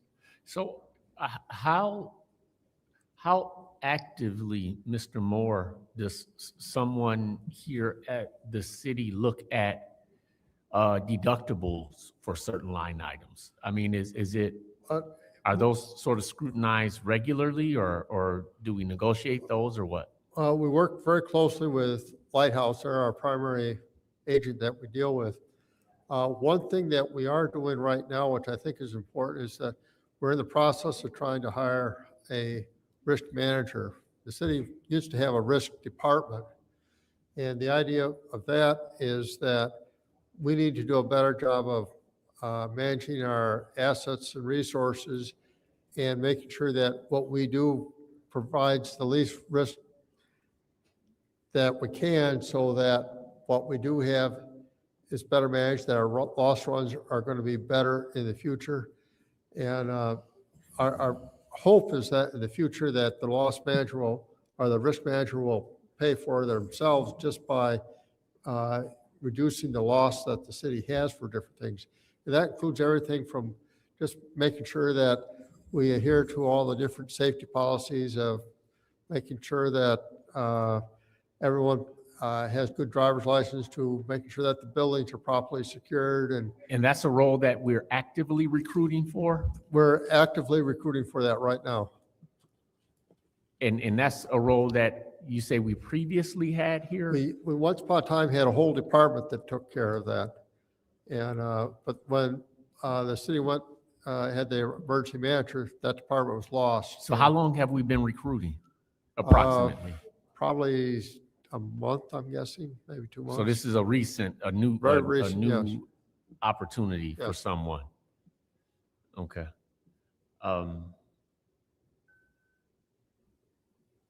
guess at this point I yield. I yield. Any other discussion in the first round? Yes, Go Madam ahead. Chair. My question, Madam Chair, through you to Mr. Moore. Mr. Moore, has the city explored alternative insurance providers? Yes, we have talked to the Michigan Municipal Risk Management Authority. It's a group of cities that work together to buy and to get insurance. We were close, but they ended up declining to supply a bid. We've been working with them. We think that maybe in the future that they will. Part of it, we just have to market and sell the city. They need to understand, they need to get comfortable with our loss runs. I think our loss runs aren't that bad for a city our size, but it does take, you do have to educate the insurance carriers about the history and where we are. And I think in the future, we'll be able to do that, but that's not going to happen overnight. I think having a risk manager in place will help with that. Mhm. So what was, did we have, and I'm sure we did have increases as far as our premium from last year to this upcoming year, right? Yeah. They're actually down this year.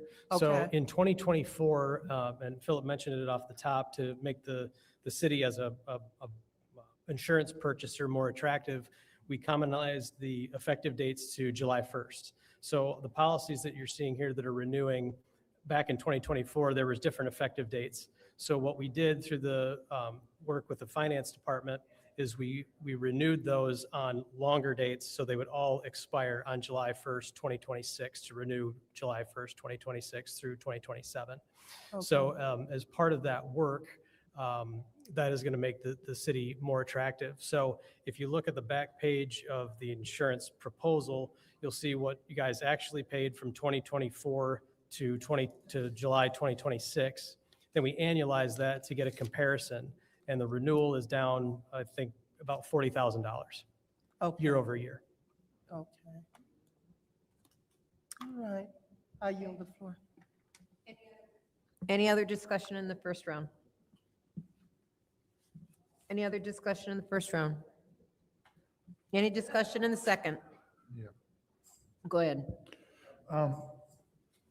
Mr. Court, how do we, I guess first and foremost, what is our, of the combined 2.7 or whatever the dollar value is, what is the biggest opportunity to potentially lower that number? Like is automobile insurance $1 million of that? Is there not? Because we're upgrading our fleet across the board. So like, what is the biggest opportunity to potentially lower the biggest chunk of that dollar, if that makes sense? That's an excellent question, and this is not a City of Flint thing. This is an insurance industry thing, even outside of municipals. So auto liability is the worst possible I'm coverage. sorry, say that again? The auto liability, which Okay. is the biggest bucket of premium here, it's over 1.3 million.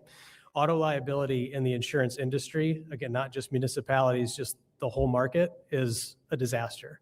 So we have a term in insurance called nuclear verdicts, and we see the billboards with attorneys, truck Yeah, yeah, yeah. accidents, auto accidents. Yeah. That's what they're after. They're after auto liability.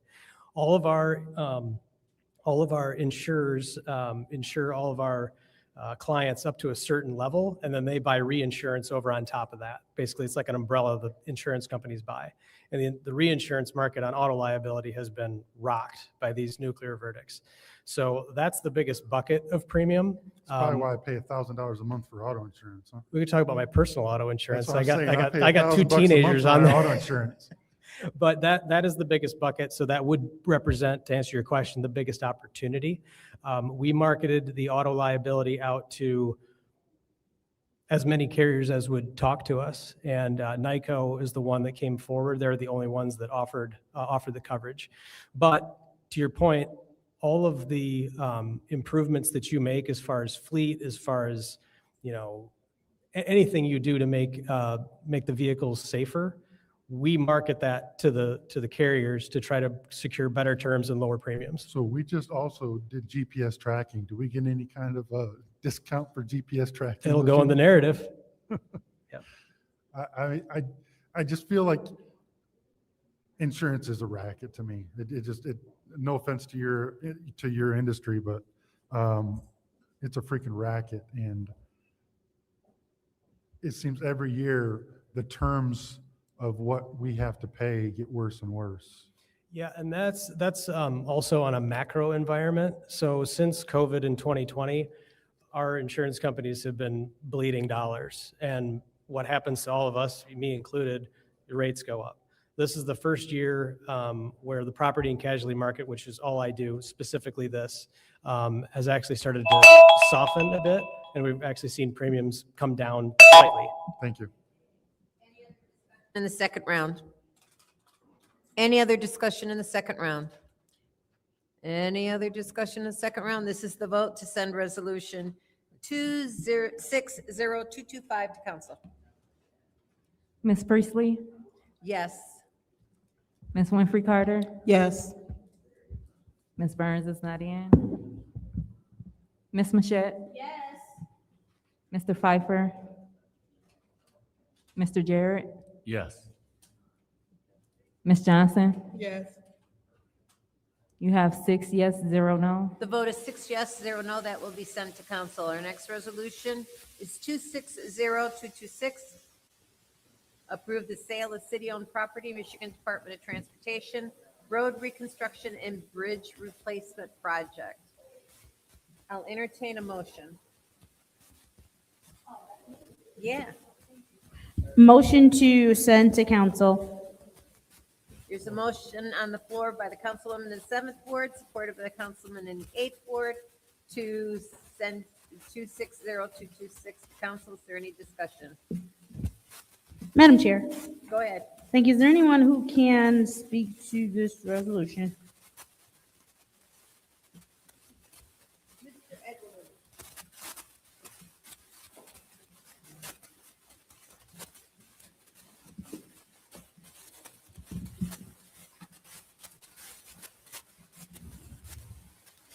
Do we know why we're having the static? Mr. Edwards, can you just explain why we are, if I'm understanding this correctly, unloading this for $11,200?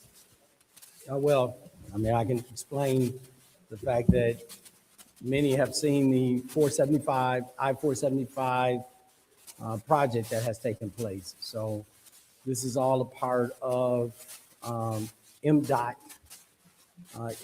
ability to complete that project. And they're talking about, if you look in the resolution, it talks about from the Flint River to Carpenter Road, that is the stretch in which they're doing some. Sorry, can you speak over the static? I'm sorry. Okay. From the Flint River, where the Flint River crosses at I-475, all the way up to Carpenter Road is the part that they're discussing in terms of looking at the bridges along that area. And so what they're asking is where they're planning to do some work, they need the property, and they put I believe in your packet, there is some kind of diagram. They need the property without infringing on our easement rights. They need the property to be able to take care of those upgrades. So we'll still have the easements, but they'll have the property. What happens when they come back and ask for the easement? Like what happens? No, they won't ever get the easements. The easements allow us to work with our utilities. They won't. Okay. Yeah, that's not going to happen. This is just about the fact that city owns these pieces of property. They're practically used to this piece of property along the expressway area. And they just need to be able to go in there and do what they need to do. And some of the upgrades probably are going to be placed on the property. But yeah, no, the easements will stay intact. We we unload a lot of property. Do we do anything with our property ever? Do we ever like lease? And I know this has nothing to do with what I'm asking, but do we ever lease our own property? Do we ever sell and get direct money for property? It just seems like we are not good stewards of like property. It just seems weird that we're always not on like the best end of deals when it comes to property around here. When, to your point, yeah, there are occasions when we lease property. Mhm. We leased property when they were refining the Hamilton Dam and all of Mhm. that stuff. Well, they needed a place to stage their equipment at that time. So it was a big parking lot area in that downtown area, a big lot that we owned that they leased from us just so that they could have a place to keep their vehicles, their construction equipment. And so there are circumstances where we do lease. Well, thank you, because my only question was, what were we doing with this good faith offer of 11,200 and what happens with the easements? But all right, thank you, I yield. In the first round. Go ahead. Mr. Edwards, what happens what happens to the property after the project is done? Do they forever maintain that property? Yeah, it becomes part of MDOT's. Do they own the properties next to them? They own whatever property is described in. Time. Yeah. People in the back, please be quiet. We are having trouble hearing. We have static overhead. I don't know if you're hearing it, but we're hearing it. And so we're having trouble understanding. Thank you. Go ahead. RL. Madam Clerk. Secretary. Madam Secretary, can you just kill the entire system, turn it off? Turn it off and we'll speak without it. It won't go on YouTube if you turn it.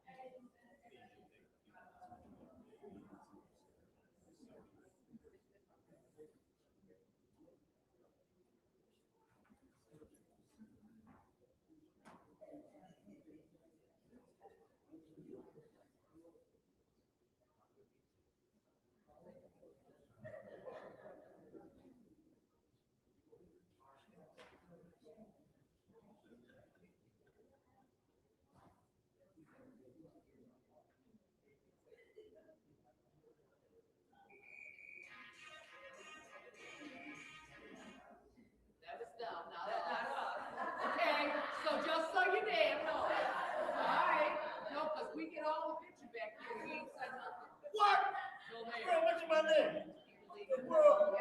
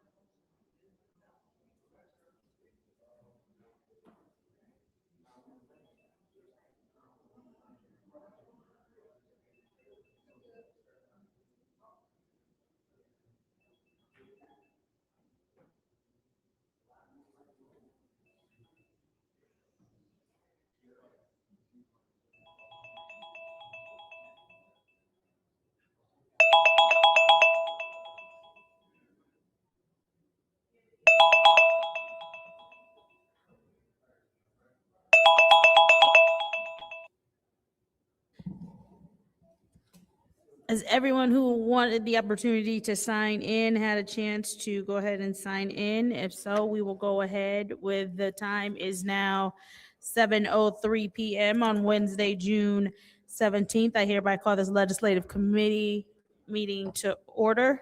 Roll call, Madam Clerk. Mr. Al-Alamin is not in. Dr. Lewis is not in. Ms. Johnson is not in. Ms. Priestley? Present. Ms. Winfrey Carter? Present. Ms. Burns? Present. Ms. Mashat? Present. Mr. Pfeiffer? Did he leave? Mr. Jarrett's not in.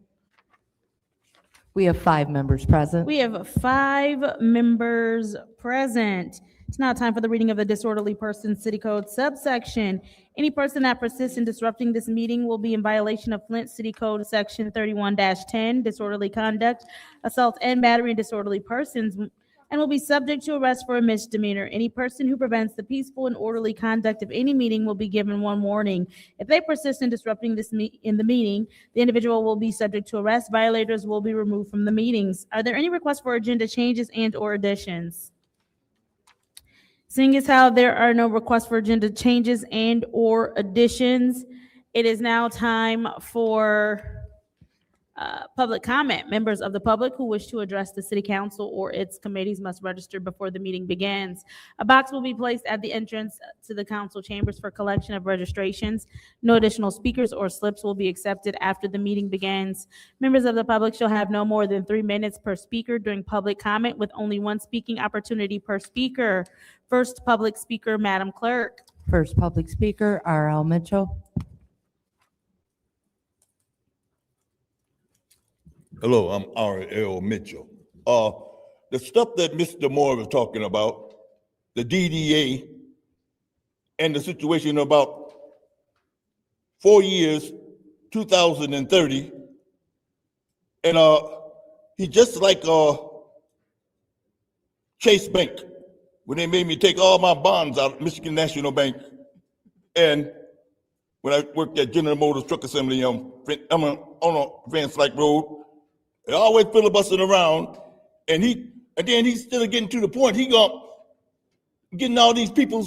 They know they driving with their driver's license ain't no good. He talking about he got his whole the meeting the people downstairs he training to mess with their driving license. They got to come down there and pay the water bill. When they come down with the car, they take them pictures up and then threatening them to pay that ticket or you're going to jail.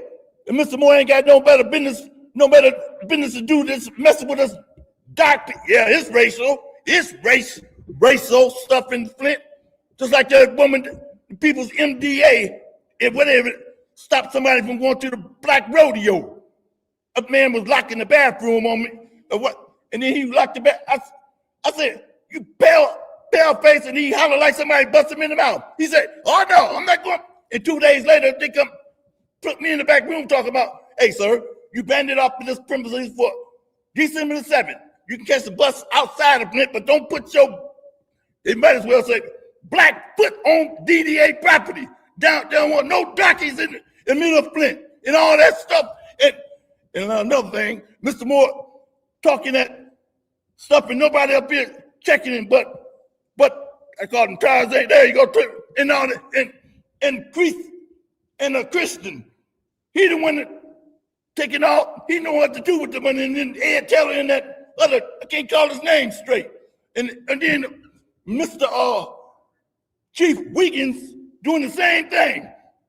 I went up, Sutite, Miss Burns, Madam Burns, whatever that means. I went up to the center today, and then they got them supersonic jets flying around McDonald's, and they're going to cloud. And then I found out they done cased all them little dudes shooting up the house, 218 shots. They say they over there in that neighborhood right in front of Mays Center. Then the bus driver didn't want to tell me. I said, don't tell me no more. There was all over there with the motorcycles, and people think every time anybody gets them old dudes, somebody come up here and threw a monkey. Everybody in Mays Center looked like Jim Jones purple Kool-Aid before he killed all them darkies with that sap purple Kool-Aid. And that's like I say, stay tuned, New York. New York, we're gonna get bushwhacked like President Bush bushwhacked Baghdad. Thank you. Next Trump, public hey, speaker, thank you. Madam Secretary. Next public speaker is Tracy Wilson. Tracy Wilson. Believe she's gone. Next public speaker is Mona Jonas. Government ops. Next public speaker is David Peachy. He's gone. I believe he's gone. Next public speaker is Tanya Jones.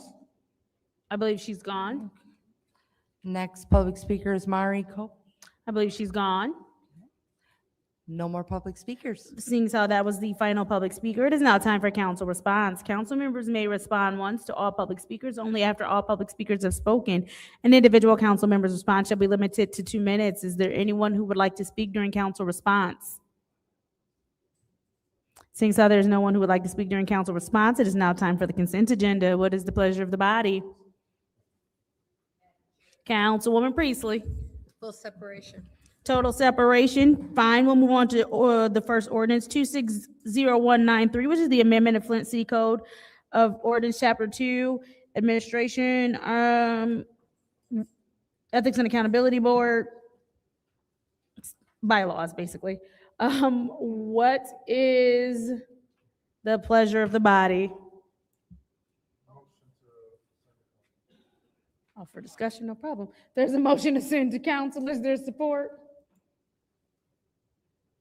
That motion dies. Is there another motion? Madam Chair, Councilwoman Priestley. motion to postpone indefinitely. There's a motion to postpone indefinitely. Is there support? Supported by the councilwoman in the Fifth Ward. Roll call, Madam Secretary. Exactly. Mr. El Alamin is not in. Dr. Lewis is not in. Ms. Johnson? Yes. Ms. Priestley? Yes. Ms. Winfrey Carter? Yes. Ms. Burns? Yes. Ms. Mashat? Yes. Mr. Pfeiffer? I'm going to abstain because I would like to discuss this, so I'm gonna vote no. I'm voting no. Voting no or abstain? And Mr. Jared is not in? Madam Clerk, Secretary, Yes, Ms. Burns? I want to change my vote. Okay, I want to vote no. I want to discuss this too. okay, that has been noted. So the vote is 4 yes, 2 no. Fails as well. Moving on to Resolution 260228. What is the pleasure of the body? Madam Chair, motion to send to council. Oh, there's a motion to send to council. Is there support? I'll support it so that we can begin discussion on it. That's, Is there anyone in the first round of discussion? Madam Chair, Councilwoman Priestley. and I really didn't get much chance to review this since this was put back out. But when I was going through it, I was finding that some of the hours I felt were too late for a child of 11. I'm trying to get to that page. So I don't think that a child 12 years or under should be out at 10 o'clock at night. It does get dark. It's only light at 10 o'clock for a month or so. Otherwise, it's getting dark. When I was a child, my family's rules were when the streetlights come on, you better get your butt home. You know, that was our rules. And so I think that if we're going to put, and this would be a year-round thing, that 10 o'clock is way too late for a child 12 years and under. Do we know who brought forward? I this? did. I did for the purpose of us being able to discuss. And I think that, and Councilman Pfeiffer's not in his seat, but I think one of the things that he said that I think is important is he didn't understand why we were distinguishing between the school year and the summer. And so that's also something that we would like to take a look at and see if we do need to distinguish between the two, or if it just needs to be one all year round. Also know in Michigan, our seasons are different. So sometimes it's light, sometimes it's dark. So there's a lot for us to consider. Are you done? I'm sorry. I'm done. Okay. Is there anybody else in the first round of discussion? Madam Chair. Councilman Pfeiffer. Yeah, I think that there should be a universal and not based on school year. Because does that mean school, like what defines school year? And the conversation I had with council president is what defines school year? What school system are we talking about? If somebody comes over from Davison or somebody else, or there's someone that has a balanced schedule where, like, what defines, I think that just adds a level of complexity where it should just be a straight curfew, whether or not that's the summer curfew or the designated school curfew. I mean, what if they're in summer school and then they can use that as an outlet? You know, I don't know. I'm just trying to, I think that it's a good ordinance. I think it's needed. I just think that school year designation adds confusion. So I would like to just amend it and delete that, but I don't know what the language of that needs to be or what the hours is. So, I mean, that's my comment. I don't know if I'll listen to my colleagues. Is there anyone else in the first round of discussion? Anyone else in the first round of discussion? Huh? So this is the curfew that we already have on the record, and so it's just us trying to figure out how we reconfigure it. So this is already the law here. Oh, go ahead. Go ahead. Thank you. So looking at the curfew, I mean, the hours, what about children who work? And some may have jobs. And What's your request? Are you aware it has that designation that if they're exempt, if they can show proof that they were coming or going to, okay.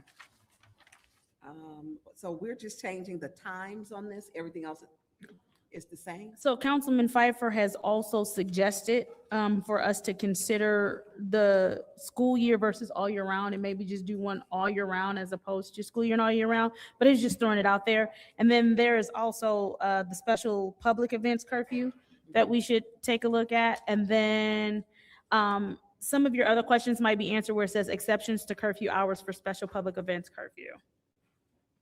And keep in mind, when we say curfew, this is all, it also just means, you know, this time, but after this time, you just need a parent present. You just can't be outside. You just need your parent present with you at that point. Yeah, I started reading it. So those are some of the changes that he would like to make. Those are his suggestions, and then Suggestions. Councilwoman Priestley had a couple of suggestions as well. Yeah, And I she know, wants to limit, go ahead. she wants to have men much earlier. Yeah, that Well, was- yeah, because that was- if you're 12, why would you need to be out at 10 o'clock, 12 or under? Why would you need to be out at 10 o'clock without a parent? Point of information. What is your point? When my 11-year-old nephew stayed at my house and he would take off at 11 o'clock at night, not now. He wasn't up to good. Parenting has changed. That it has. Okay. I yield the floor. Thank you. Is there anyone else in the first round of discussion? Is there anything for parents collecting the children? You have, I'm sorry, No, it's fine. So I will go ahead and take some time in the, did you want time in the first round of discussion for this curfew before we move on? No, okay. Parent section here. So I'm gonna take my time, I'm sorry. I do want to just say, at the end of the day, the whole goal in this is to, one, make sure that our youth are safe and that they are in safe, healthy environments. And then also after a particular time at night, I do not believe there is a reason for anyone 12 or under to be without a parent outside at 10 p.m. There just isn't a good reason for that. And then I think even when we take a look at 14 years old, I don't understand, I don't think there's a good reason for a 14-year-old to be out at 11 o'clock at night without a parent. Now, I know as we get towards some of the older youth that maybe there's just a little bit more that we can think about, because here it even has a daytime curfew for minors, and it's no minor under the age of 17. years old shall loiter, idle, congregate, or be in any public street, highway, alley, park, or public place between 9 a.m. and 2 p.m. And ideally, that is, obviously you should be in school if it's around the school year. But if we're saying that 9 a.m. to 2 p.m., and this does say during the school year, except where the minor is accompanied by a parent or guardian or some adult over the age of 21, delegated by the parent or guardian to accompany the minor or child, or where the minor is upon an errand or other legitimate business directed by his or her parent or guardian. School year is defined by the minor's assigned school. So the past council did cover that. And then, of course, there's the curfew failure of parent or guardian to collect minor. Any guardian or parent of a minor child who is notified that his or her minor child has been taken into custody for violation of the Flint City Code, and who thereafter fails or refuses to collect the minor child from authorities or make provisions thereof within a period of 3 hours after notification, shall be guilty of a misdemeanor. Upon conviction of a violation of this section, a parent shall be subject to costs in the amount of the actual cost to the police department in arresting and detaining the minor child. I don't know that I want a child arrested, but we say detained, but yeah. And so I just wanted us to take a look at this, pull this, and have some conversations, maybe go over what we think, and maybe hear from some more residents about what would be acceptable curfew times. But I am in agreement that some of these times are too late for youth of a certain age to be out without a parent. Moving on to the second round of discussion.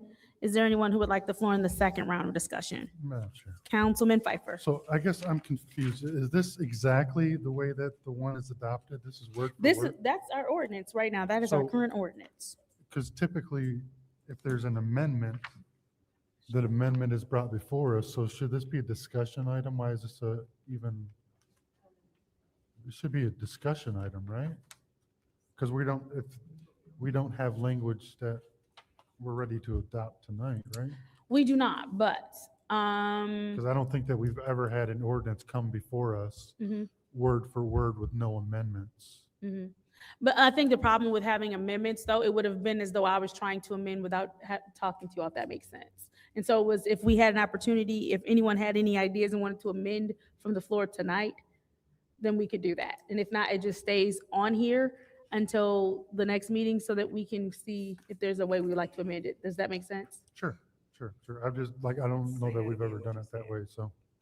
I'm sorry, so his time I will. I mean, to be honest with you, I'd like to amend it to delete the school year on every one of them and change the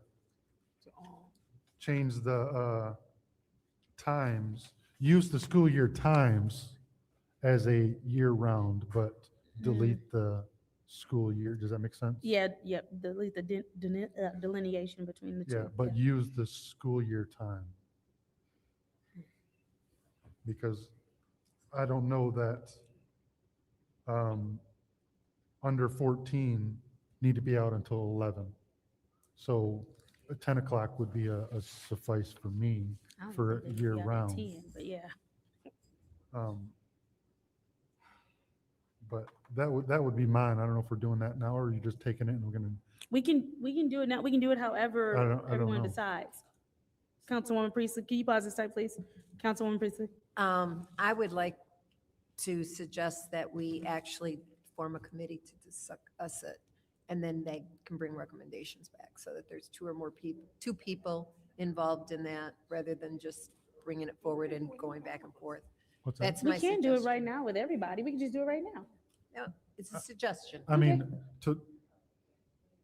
I hear what you're saying, but the next time this committee meets or anything else is the end of July, and we're at the end of summer, and this has got to be posted for a That's public right. hearing and everything else. Yeah, so at this point, there's no, So at this point, we just need to do this, and then, because it won't be effective until August, It won't be effective until, we have to hold a public hearing, which we will do in July. July 22nd, Mhm. and then it becomes effective. we Well, can- it becomes effective when we say, so it could be immediate or it could be 30 days. yeah, we can do enact immediately. Yeah, we can do an immediate effect. Attorney Cups, that's correct, right? Yes, see, yeah, it's, no, we just always just give things So 30 days. I mean, I think there should be a thing in here for curfew for some adults too, but I guess that's another conversation. That's another conversation. Tanya's trying to give you a I curfew. mean, Tanya give me dirty looks. She needs to be under curfew for sure. I might need one for real though. So I'll make that amendment to delete the school year delineation from all age groups, but change the times on the To the- on the main headline to use the school year times, which I believe is just an hour difference, right? So Yeah. to reduce the main one for each age group by 1 hour and delete the school year. That's what I would, that's my amendment. So I move. I don't know. So he basically, where it says curfew for minors 12 and under, or then it goes to school year curfew minors 12 and under, he wants to take away all of them saying school years and just say curfews for minors 12 and under, curfews for 14 and under, and then, but just use the time that we have for school year. So instead, it would just say I can- curfew I can get minors more 12 and specific. under, and then it would say 9 PM to 6 AM. So so I'd like to remove 31-5.1. Mhm. I'd like to amend 31-5 to 9 PM to 6 AM. Okay.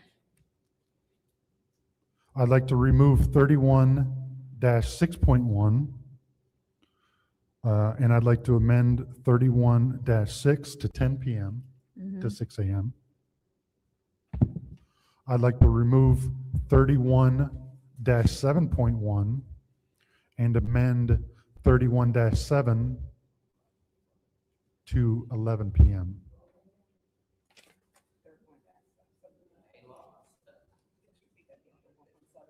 11 PM. 11 PM to 6 AM.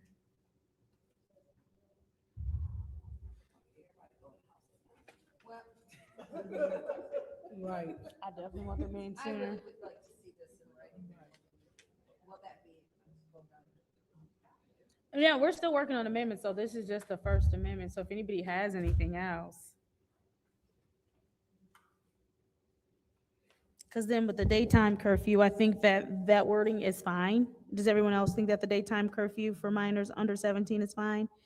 Just says no minor under the age of 17 years shall loiter, idle, congregate, or be in or on any public street, highway, alley, park, or public place between 9 AM to 2 PM during the school year, except where the minor is accompanied by a parent or guardian or some adult over the age of 21 delegated by the parent or guardian to accompany the minor child, or where the minor is upon an errand or other legitimate business directed by his or her parent or guardian. School year is defined by the minor's assigned school. And that's the daytime curfew during the school year. Madam Chair. Yes, ma'am. So leaving it at 9 AM? And I would think that school starts around 8 AM. Am I not correct? So I don't know what time why, school starts. why not change that to 8? Councilwoman Johnson, what time does school start? Which school? High school? 7. 7 o'clock. But they're getting picked up. I pick up kids as early as 5:30 in the morning. That's crazy. My first pickup is at 5:30. Teenagers are still sleeping. You can't get them off the bed. That's my first pickup time, 5:30 in the morning. And some I guess kids are picked is- up at 5:15. I mean, is that daytime curfew, are people really apprehended or for that? Is that a big concern? I don't know that it is. I don't know that it is. Maybe we should check with our police officers in the back and make them wave your hands. Why don't we invite our school liaison, Sergeant Terrence Walker? Do you want to just put this on special affairs? And then I think he will be able to give us some good input. I don't care. I just want, like, if we're gonna move it, I just don't want to delay it. So I don't. Okay, yeah. Attorney Cups. Just quick question, because we do already have some slight amendments, but we're not done amending. We want to do it as one big amendment. And so are we able to put this in special affairs and work on it there if we have someone come in? How should we do this? Yeah, so I think you've got a couple things going on. Okay. Under the, you have 300 of the charter, which affects enactment of ordinances and emergency ordinances. Then you also have Rule 10 of the council rules.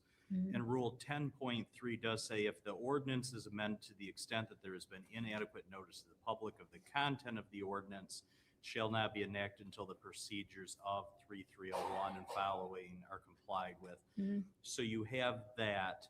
I would also note that if you're considering going the emergency ordinance route under the charter, it does require a 2/3 vote of the members elect to enact the ordinance with immediate effect. So you would have to have 6 votes at any meeting where you do that. And then you also have to state 3307C does say shall contain language stating that an emergency exists and describing it in clear and specific terms. So there is some work to be done on the ordinance itself, which includes adding that language about the emergency. So is it possible to have you have that language ready for Monday? And we can still move it to special affairs, just add the language in with the amendments on Monday? I think you potentially could. I would also note, it's my understanding that the city attorney hasn't seen any language on this at all, because of course we're working on it We're working on it together. today. Yeah. So it would be tough for Monday. So even if we're not, but even if on Monday, we're not taking the emergency route, right? Even if we're just taking the regular route, we can still just amend Monday. She'll be sitting right there. Correct. Correct? Correct. Okay. Yes. All right. I mean, I guess, does amending this by 1 hour, is it even needed? Like, is our police officers, even school liaison isn't gonna know, but if we had the chief of police that ever showed up, is he saying that that extra hour would alleviate this amount of crime? Or are they even apprehending anybody under curfew? Are they apprehending anybody under Point of curfew? information. What's your point? Do you know there are children that they are arresting? About 3 weeks ago, I do know they arrested 5 teens, between the ages of 12 and 15, riding in a vehicle with alcohol, marijuana vapes, and a gun. And one of them had a prior felony with firearm. But like, I get And the that. parents didn't come get them. I get that, but the curfew violation Yeah. would be the least of their problems, right? That part. So like, Is that what they're arresting them for? because what amendments are we gonna truly make to this? Is that extra 1 hour that big of a deal? Like, are they saying that people dissipate at midnight? Or are they saying that they need it at 11 because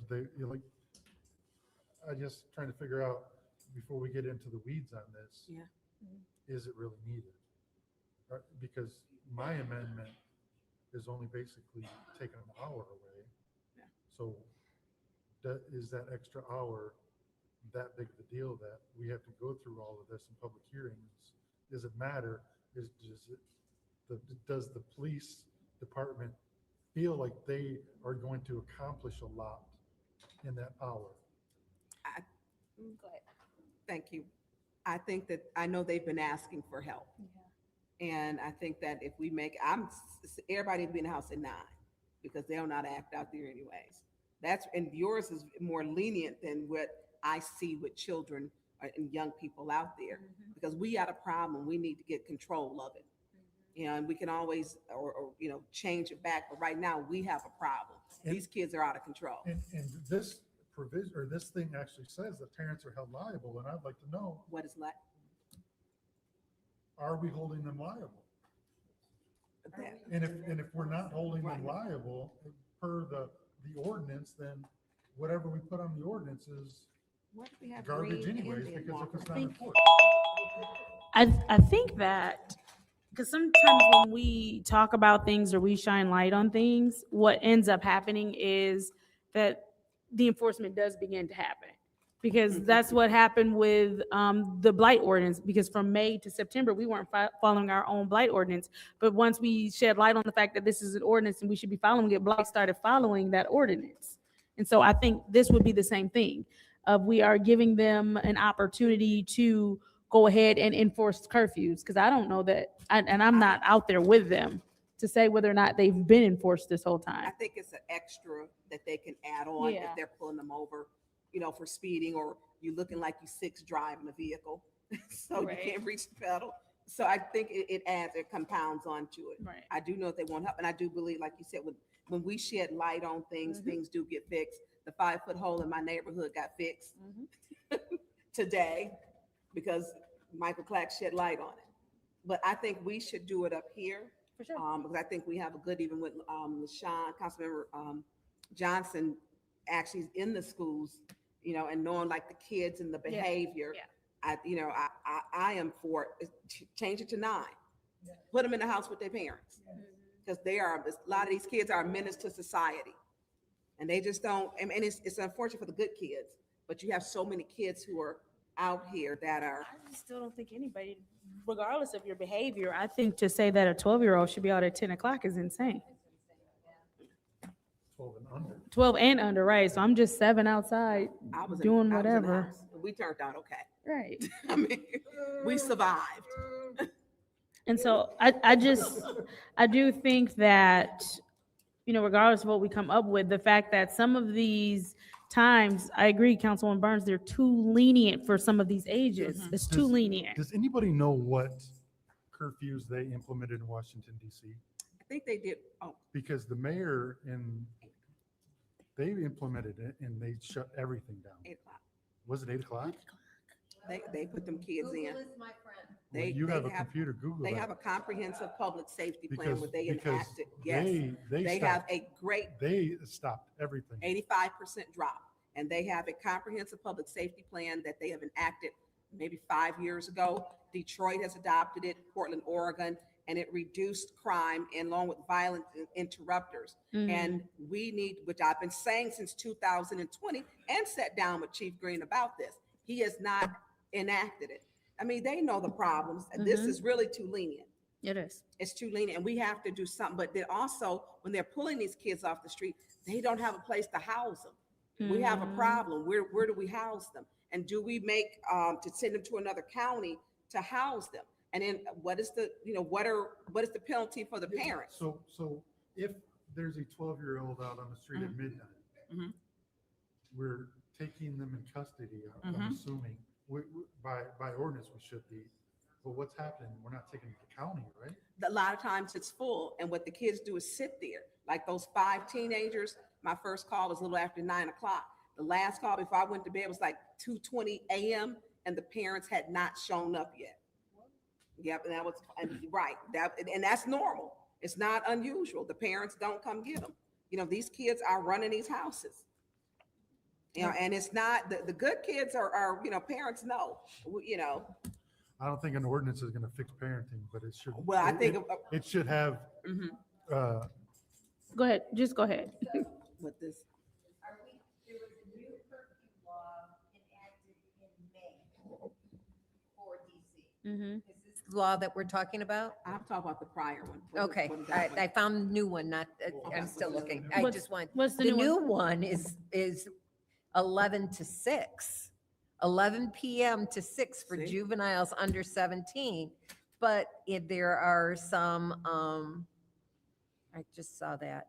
And they're There are similar some demographics. rules where the police chief can say in certain areas you can't be out, can set his own curfew times. For sure, but what we don't want to run into here is Right. anything that feels like a disproportionate impact or something that feels a little bit discriminatory.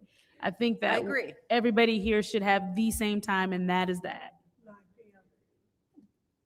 So, They can do 8 PM, I ain't thinking I about. looked at,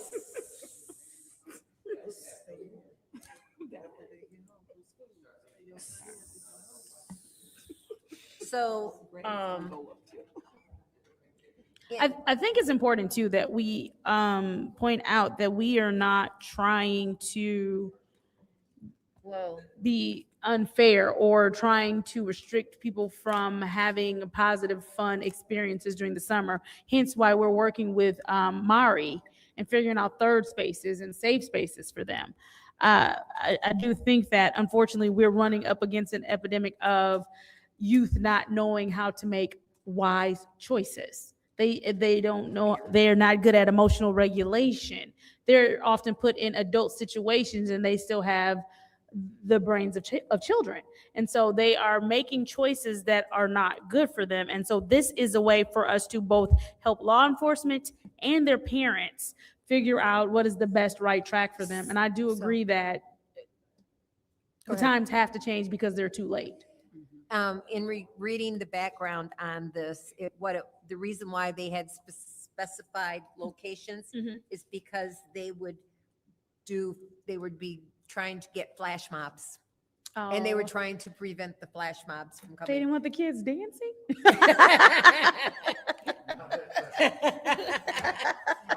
I would be okay with deleting the 12, the 14, the 17, and just have one and say 10 PM.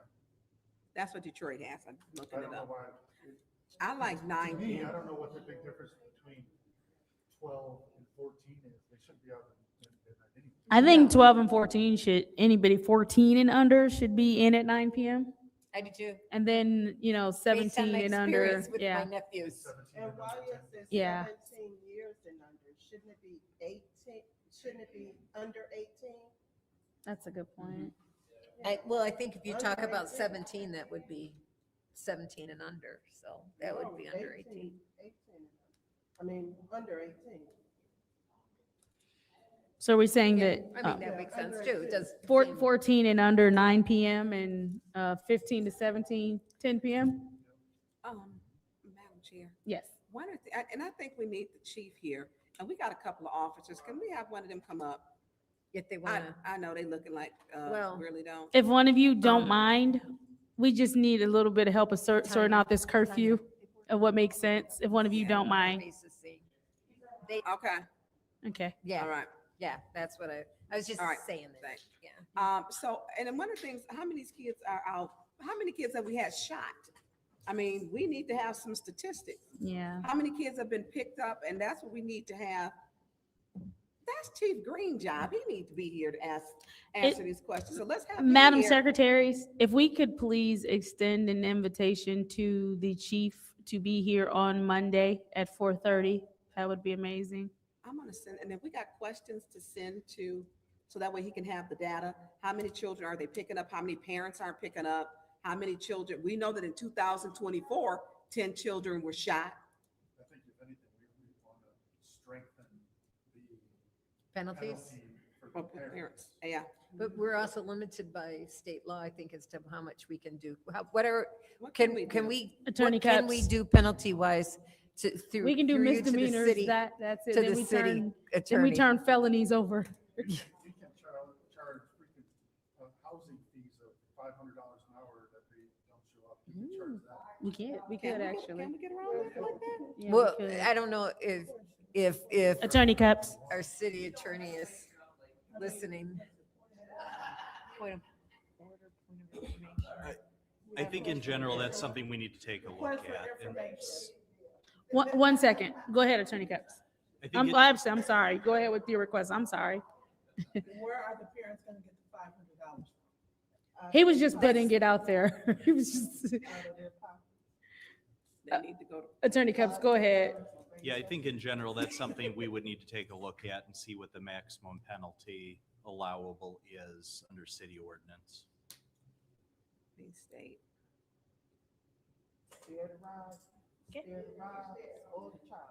Madam Chair, so, can we have that to Attorney Cups? Monday. Can we have that Monday to know how far?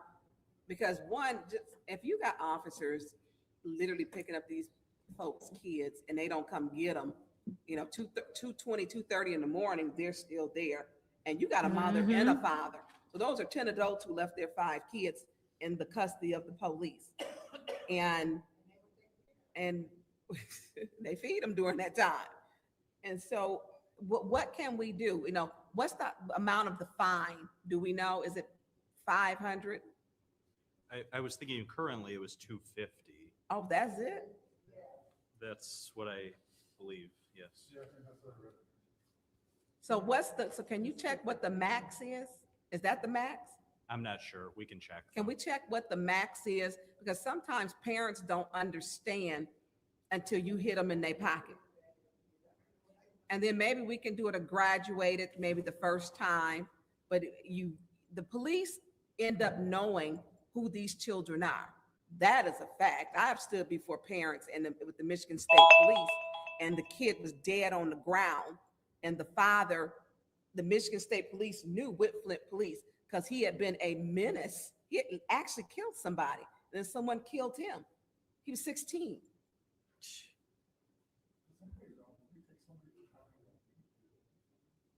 We take our money, and the money for the jail comes here and it's supposed to go over there, but it always goes over late. That's why our relationship is kind of poor with the county, with the jail part. That was traditionally, unless they start paying them on time, but that was a big problem. But can we take them we don't have enough room. And so can we take them to Lapeer County, Oakland County? Because that becomes a problem with housing, because our juvenile detention center that's new gets full. I don't know that we want to do that. We got to figure out where to. We do. There's a motion to send to special Support. affairs by the councilman in the 8th ward, supported by the councilwoman in the 4th ward. Roll call, Madam Secretaries.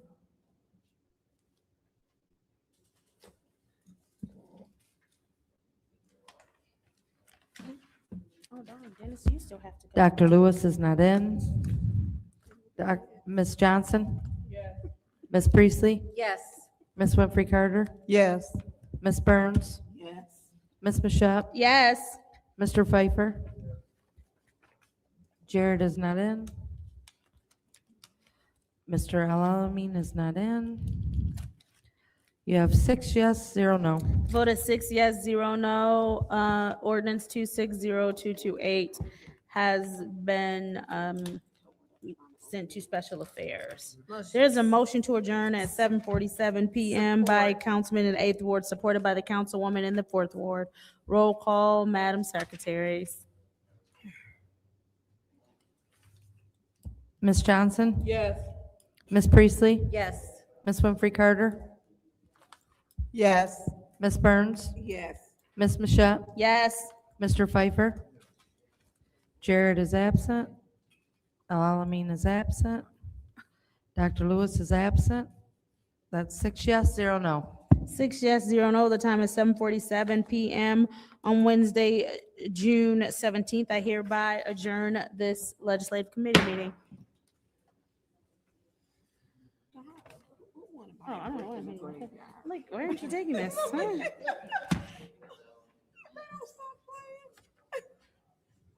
trying to get there sooner than you have to. Has everybody signed in that wants to speak for this meeting? Ain't nobody talking to you. Anybody? with the audience. It's not in a meeting. Yeah. It's your first warning. Yeah. All right, then I'm going to get this meeting started. We're going to bypass the 5-minute delay. 7:48, we are going to bring Government Operations Committee to order. Madam Secretary, roll call, please. Mr. Alamin is not in. Dr. Lewis is not in. Ms. Johnson? Ms. Priestley? Present. Ms. Winfrey Carter? Present. Ms. Burns? Present. Ms. Mashup? Mr. Pfeiffer? Present. And Mr. Jared is not in. We have 6 members present. 6 members present. Reading of disorderly person city code subsection. Any person that persists in disrupting this meeting will be in violation of the Flint City Code, section 31-10. Ms. Biggs, disorderly conduct, assault and battery, and disorderly persons. Any person will be arrested for misdemeanor, the twins.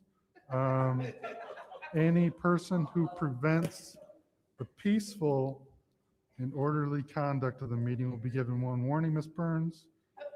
If they persist in disrupting this meeting, that individual will be subject to arrest. Judy? Violators will be removed from the meeting. Any requests or additions to the agenda? Mr. Hearing- Chair, Yes, ma'am. per Council Member Lewis, she would like to postpone the 2, actually. So, Madam Secretary, Yeah, we don't do vote by Proxy. proxy, so Yep. I understand the request, but we don't do vote by proxy. Thank you, though.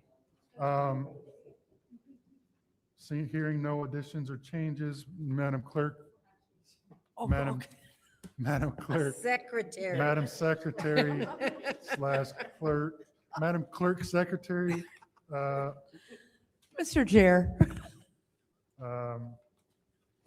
Public Speaker number 1, thank you. That sounds terrible. Sounds like public enemy. Yeah. first public speaker is R.L. Mitchell. Hello, City Council. I'm Ira L. Mitchell. About the situation to call about DD8 in the city of Flint. And in the 8th Ward dude over there, I think 8th Ward and 9th Ward, as you people know, Father's Day gonna be Sunday. You ain't mentioned nothing about Father's Day, just like you ain't mentioned nothing about the road. Notice it ain't a black man in the seat. That black father right there, he gone. And the black father over there, he gone. The ward and all that stuff. And the black fire chief, police chief, Green ain't in here. And he talking about get the drunken kids off the street. And when the boys are barbecuing with them thumbs, the police accuse him of attacking you right back there right now. And that girl that gave me that phone, he's trying to get that phone out of his face. He was filming right there. And he already, Tarzan already straightened it out. He said he ain't gonna stop till he get him off the fort. He ain't worth his daddy's form. You know what other dude said he ain't worth the spawn. The form he made it, you son of a gun, up there spraying the people food and stuff and all that. A dude put him in jail for 3 days, and the dude didn't know he was kidnapped. And his daddy was here. He said, and the sister jumped up to him, he ain't able to take care of his own son. And spread and all that stuff in the board. And the man said, you take them guns off, you macho to macho, right in here. And Tarzan, the only one spoke up. You, man, only one spoke up. Like a black man don't count. No, nowhere in the United States. Drunken Edomites, think y'all is. You jump. Don't like talking about what the little kids. Daddy's scared to get him out of jail because gonna get somebody hit him by the pocket. Miss Burns said that. Hit him $500 if you don't come to get your little brats, whatever them son of a guns out of jail. The parents ain't scared to get them out of jail with all that junk. You know, like that Irish dude, Roman Catholic. Every time I go out over there, get one of them beefs, he looked at me, told me, what you doing to come in here? He didn't want me to come in here. He went and got a plate. Here, take your dinner. Get away from this church. All this junk up in here. Flint, who you think you is? You, like I say, New York, stay tuned. And you're going to see how the darkies deal with these pale faces in here. Are talking all that junk. Trump, you stupid, wicked. Who you think? In school today, it's June the 17th over there south. Only school in Flint. And they're going to build Central. What you build Northern? Hello? The AIDS and stuff over there. COVID-19. You thinking, you up, you. Thank you. You up, you fire chief biggest. Who you think you is, you black donkey? You Idi Amin looking dude. Take that. I mean, That's the best TED Talk I've been to. Next public Next. speaker and the last public speaker will be Mona Eunice. She waited patiently. Oh, that was a lot when I read. Good evening, everyone. My name is Mona Monroe Eunice, and when I signed up to speak tonight regarding the MOU for the comprehensive plan update, I wasn't sure if this was the correct moment. I understand from Rod Slaughter that we will have time when the resolution is called. So I just want to say this is an important conversation tonight, and I'm here with acting chair of the Planning Commission, Carol Ann Blauer. I'm also on the Planning Commission. We just really appreciate the opportunity to speak with you, and I won't take up more time now, but I'm glad we'll be able to get to that agenda item. Thank you. Now on to council response. Any members of council wish to respond to the public? Seeing none, we move on to the consent agenda. Complete separation. First resolution 260187. Is there a motion? Discuss, so we'll do it for discussion purposes. I make a motion to send resolution 260187 to council. Motion is made by 7, supported by 4. Any discussion on the first round? Any discussion in the first round? Yes. Fourth ward councilperson? So I guess we have to talk to members of the planning commission through you to through our chairman of the planning commission, maybe?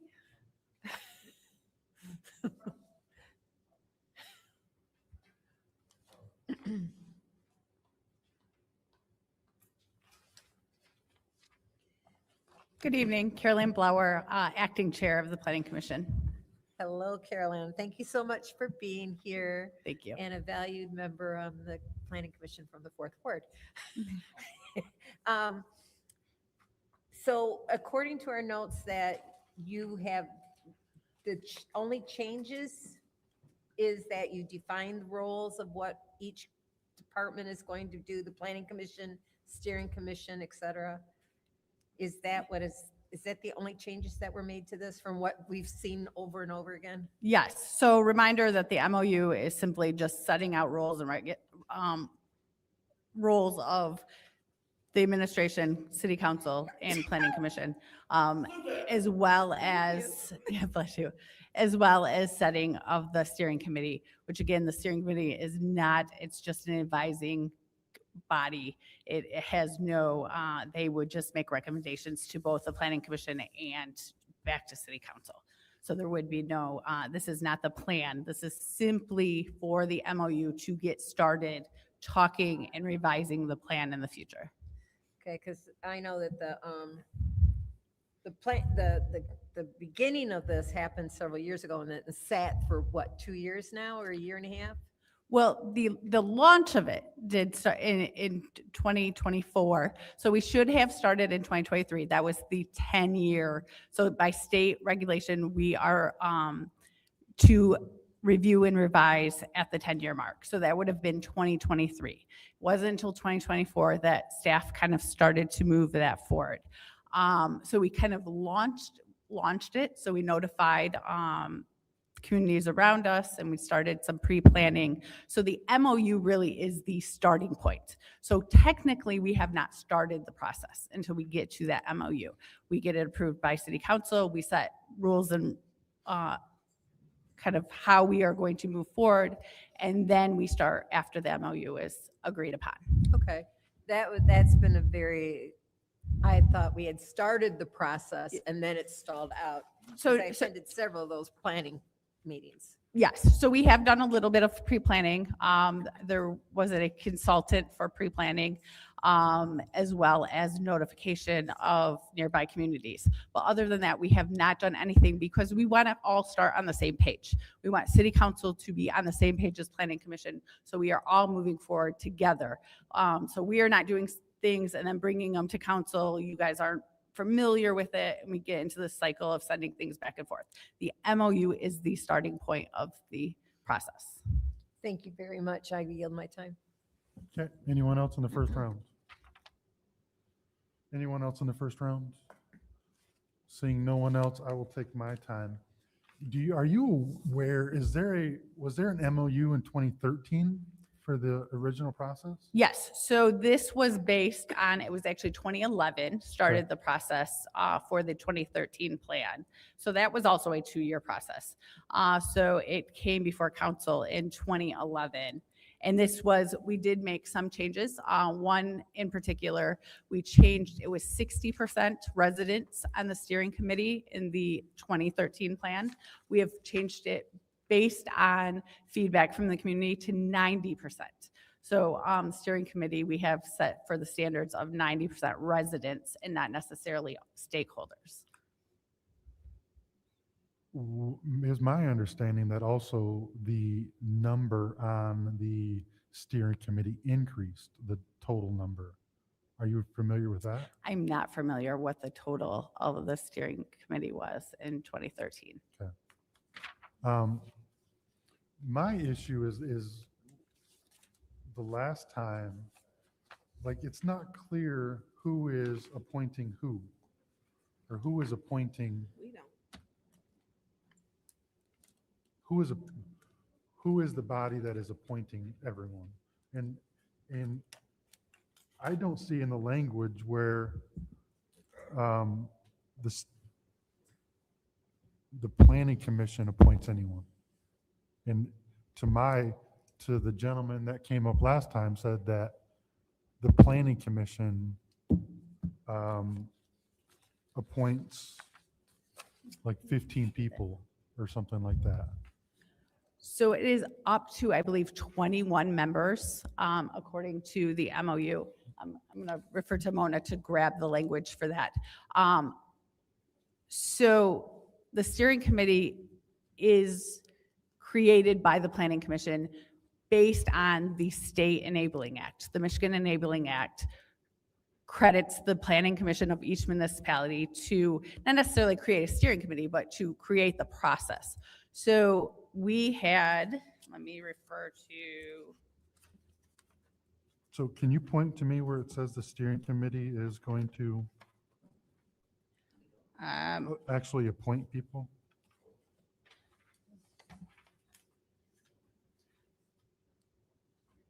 So, yes.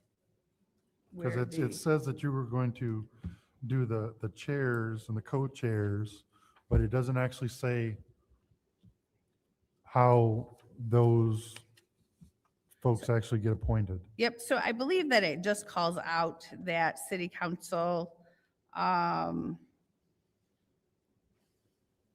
So to my knowledge, one person from city council will appoint one person per each thing. The mayor does one. correct. And that's all plain language on the numbers, but it doesn't actually state where the other members get appointed from and who appoints them. There's no language in there on the remaining 20 or of the 21 minus the 9 and the city council person and the mayor's one, so that's 11, where it doesn't actually state who appoints the other 10.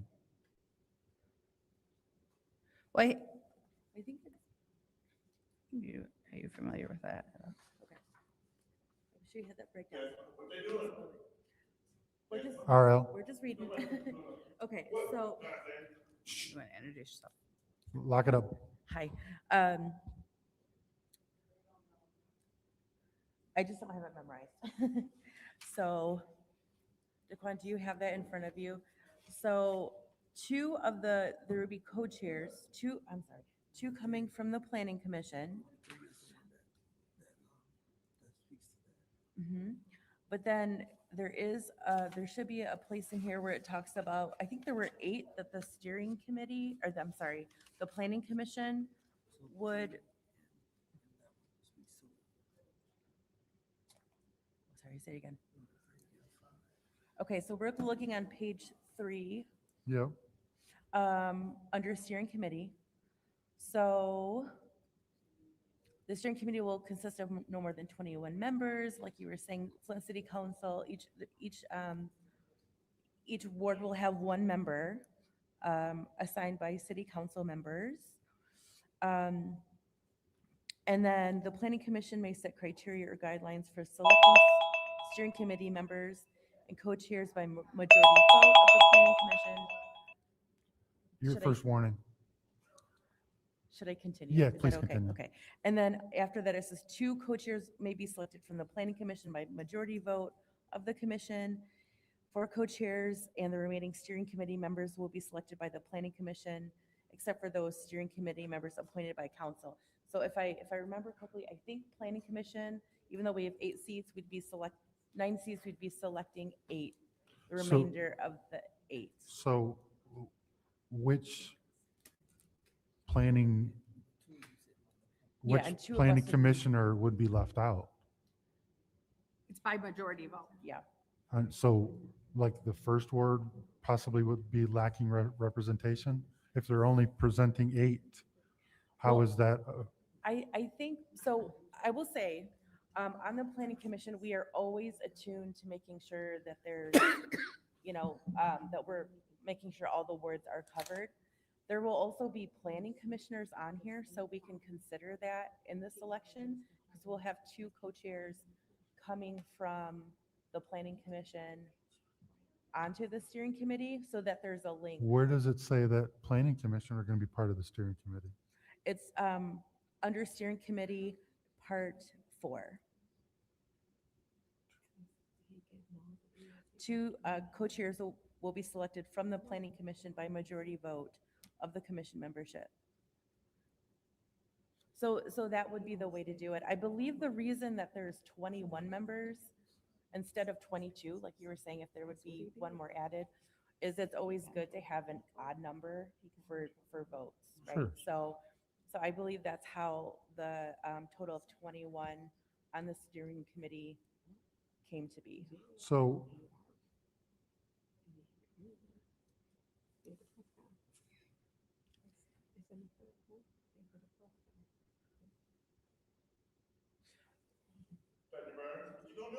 how, RL, please.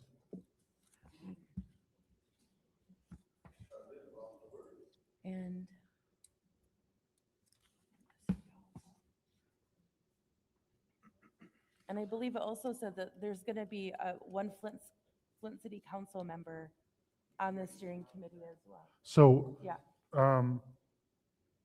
no one that we appoint or the mayor appoints will be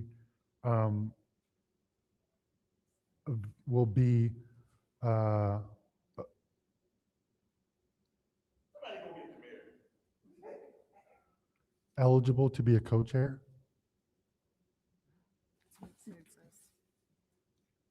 So if we look at steering committee, this on page 3, Yeah. steering committee part 5, 4 co-chairs and the remaining steering committee members will be selected by the planning commission. So there will be. So 4 that's of,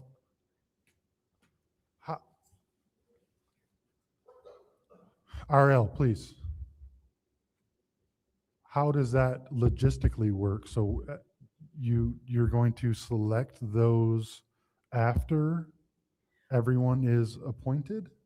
I think what we would have to do is do a call for whoever's interested, right?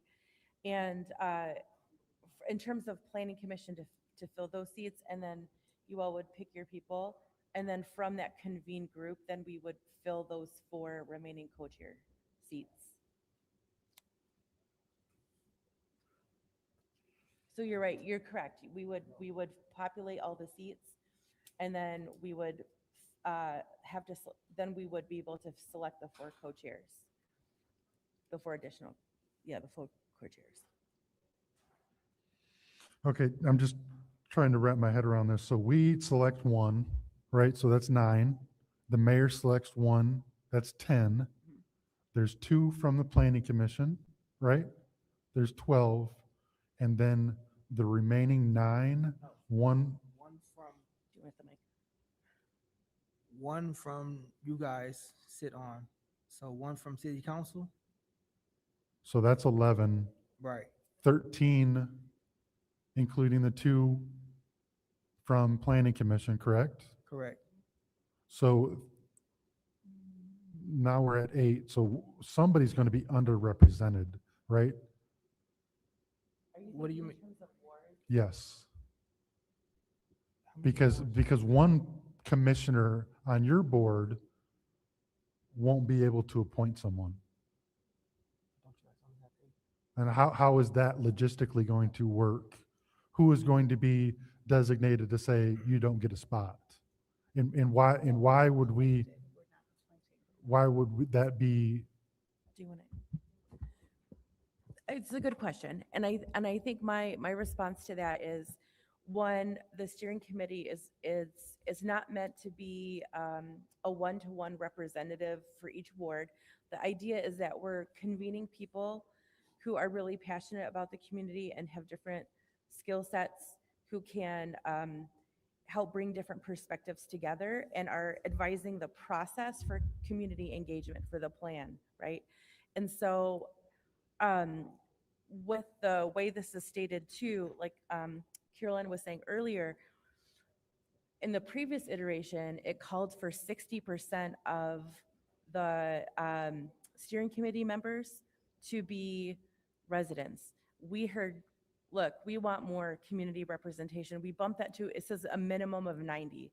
So it doesn't have to be a one-to-one. It leaves a little bit of room. If there's a stakeholder who, for example, is really involved in the community, maybe not be a resident, but lends a really important perspective.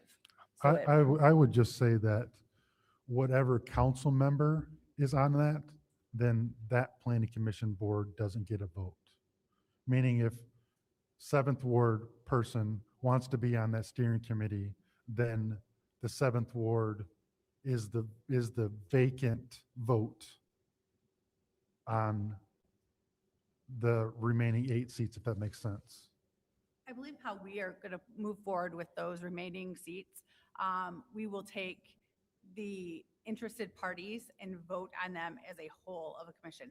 We are not coming forward name for name at the planning commission for someone from our ward to be on the steering committee. It will not be, I'm representing 4th Ward, I'm bringing forward somebody from the 4th Ward. We will be taking the collective interested parties and having discussion and then placing them on the board. So it will not be kind of 3rd Ward has a 3rd Ward person, 4th Ward brings a 4th Ward person. It is us taking the remaining seats and trying to fill them with the most diverse group that we can get. But I think to your point as well, and I want to look back in here, I think there is language in here about wanting to make sure that there is, okay, so if we look at the very first page, I'm looking at the staff review form, and the edits that were made to this version of the MOU based on feedback that came back from council previously. So looking at number 2, it says language will be added specifying that at least one member from each ward will be appointed to the steering committee with the goal of having equal representation from all wards. So that was already addressed prior to this coming Yeah, down. and that's my point. I think it should be equal representation in each ward. That's my hang up, because good or bad, there's a lot of folks from the 7th Ward that want to turn everything into apartments. And I don't want only 7th Ward people steering us. Request for information. No. Look, we all know it's true. We all know it's true. Like, that's my fear is I want to make sure that the 1st Ward, the 2nd Ward, the 3rd Ward has the same voice as the 7th Ward or the 6th Ward that may have more folks that want to be active, but want to turn us into apartments. And that's not represented, that's not representative of the entire city. Do you mind if I'd like to share just a reflection. When the comprehensive plan was updated back in, 2012, 2013, I was really involved as a resident because I was very concerned like, one, it had been 50 years. The city that the previous plan had been, the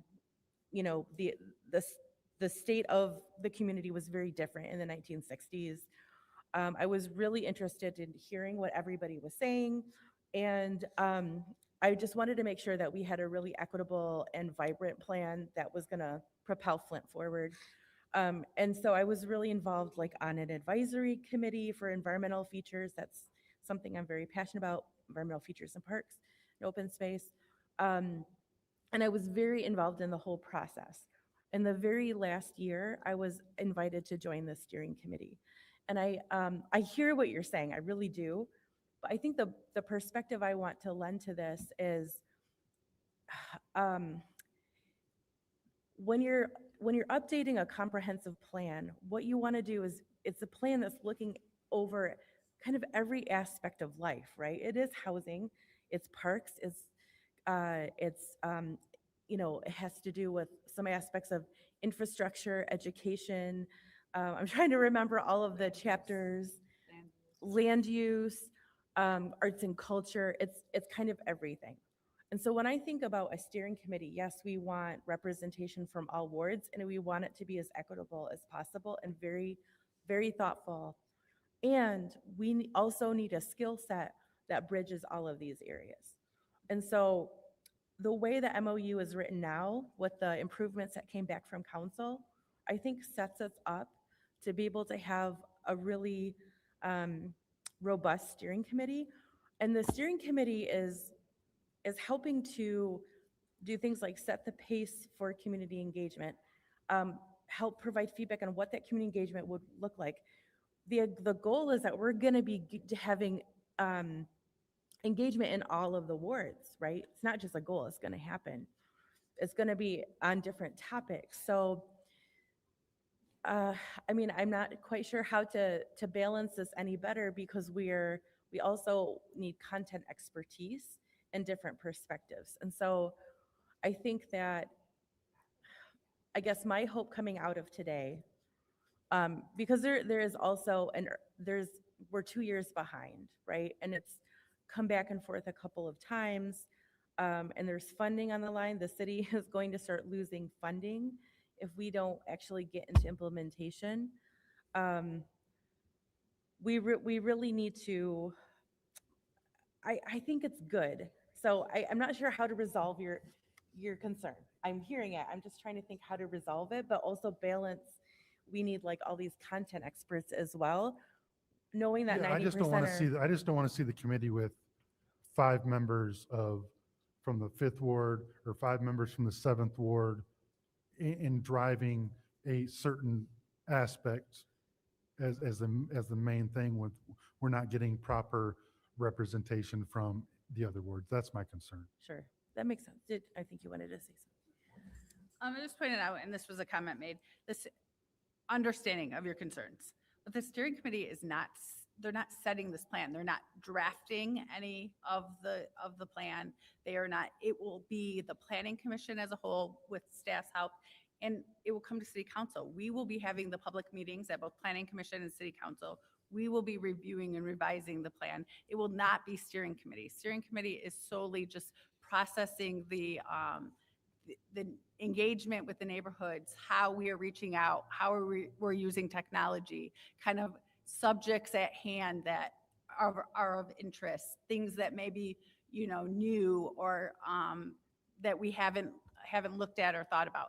That's all the steering committee is doing. And can I add and also like making sure, just making sure that like the language is accessible, right?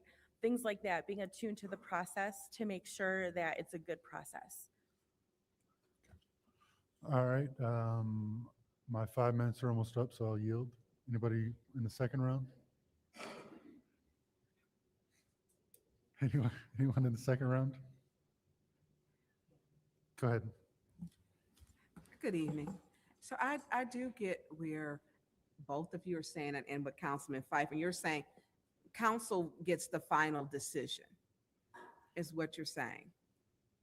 Yeah. Right? By, They give a recommendation. by state law, planning commission Right. is responsible for the revision. And then we would make recommendation to city council. So yes, city That council is- would get final say. That's what I'm saying. And I do understand that part because it's just like our other advisory committees. And that's how they work. You bring a recommendation, whether you recommend it yay or nay. But I do understand with Councilman Pfeiffer stating, and I think people have to understand, we've seen some things that have happened that just are corrupt. Not saying that any of you are, because I know you have good intentions. And Mona, I've seen you around. I know you care about this community, all of you. And I get what he's saying, that if there is a project that enough people want, that the steering committee may send it, to it, but it's because it's not saying in Ward 2, 3, and 5, like, we have to get these people from this ward for the steering committee. Is that what you're saying? That the balance may be off? Because you're getting a large portion, and they could all be from wards 1, 2, and 3. And the other wards may not get them. And so it wouldn't be a balance where the steering committee lives. And so is that what you're stating? Well, there's a bunch of housing activists in this town that want apartments and everything else. I don't want 6 of those people On the board. Okay, I get, because I get where you're at. And then I'm looking at data centers too. So, I mean, I think if we're looking, at that, and when we look at some of these projects, how is it a way you can say for the steering committee that they come out of each ward? Yes. So this, okay. Yes. And also, I'm just kind of going back to, let's see. I think I'm looking at, am I looking at the? So I think the I'm wrong. clarification Sorry. is, You're right. it states that each of the wards would be represented. It just does not state that, say, the planning commission's members will be each ward, or, it's just overall, all of the wards will be I represented. think we need to have specific. Yeah, and we only have one. I think it has to be balanced on your end too. I think this is where this comes in. And I There think, goes my time, Mona. oh, I'm sorry. I No, that's- apologize. You can go ahead on my Okay, turn. I apologize for interrupting. I'm just looking at the staff review form, and again, the edits that were added to this version, I think where this is in here is it says the language will be added specifying at least one member from each ward will be appointed to the steering committee with the goal of having equal representation from all wards. And so when we're going through the process of selecting our 8 members, we will have to know where's the ward of the person that the mayor has selected. I think it's in here. Well, the goal is not in there. That's too broad of a word. So it needs to be more specific, to say specifically that person, because we don't appoint to the planning commission. It's not our appointment. The mayor appoints everyone to the planning commission. And it's supposed to work, he sends up a resolution, and then he's supposed to work with council. We know we're a split council, so it's his commission. And so, I mean, and it's designed to help whomever the mayor is, to, what is their vision? And all of the appointments to the planning commission are the mayor's. Now, mayor did send up and ask somebody to have me remove someone else. That's not my job. I don't have that. That's his person, not mine. And we know he has a strange relationship with the truth sometimes. But I think we're Councilman Pfeiffer is stating, we need to make sure that we're balanced. And he's talking about housing. Others are, we have a moratorium on data centers. We need to have a specific language so that it's not a gray area with a goal. Okay, goal doesn't give a definitive number or designation of where the person should come from. And I think that needs to be specific so that there's a balance. Do you get what I'm saying? I get what you're saying. I guess where I'm struggling is to figure out what.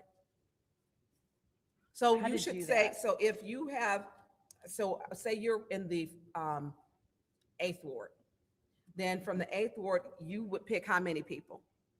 Well, there's 21 members, so. Okay. So, I mean, I think we could, Would you would be picking 2?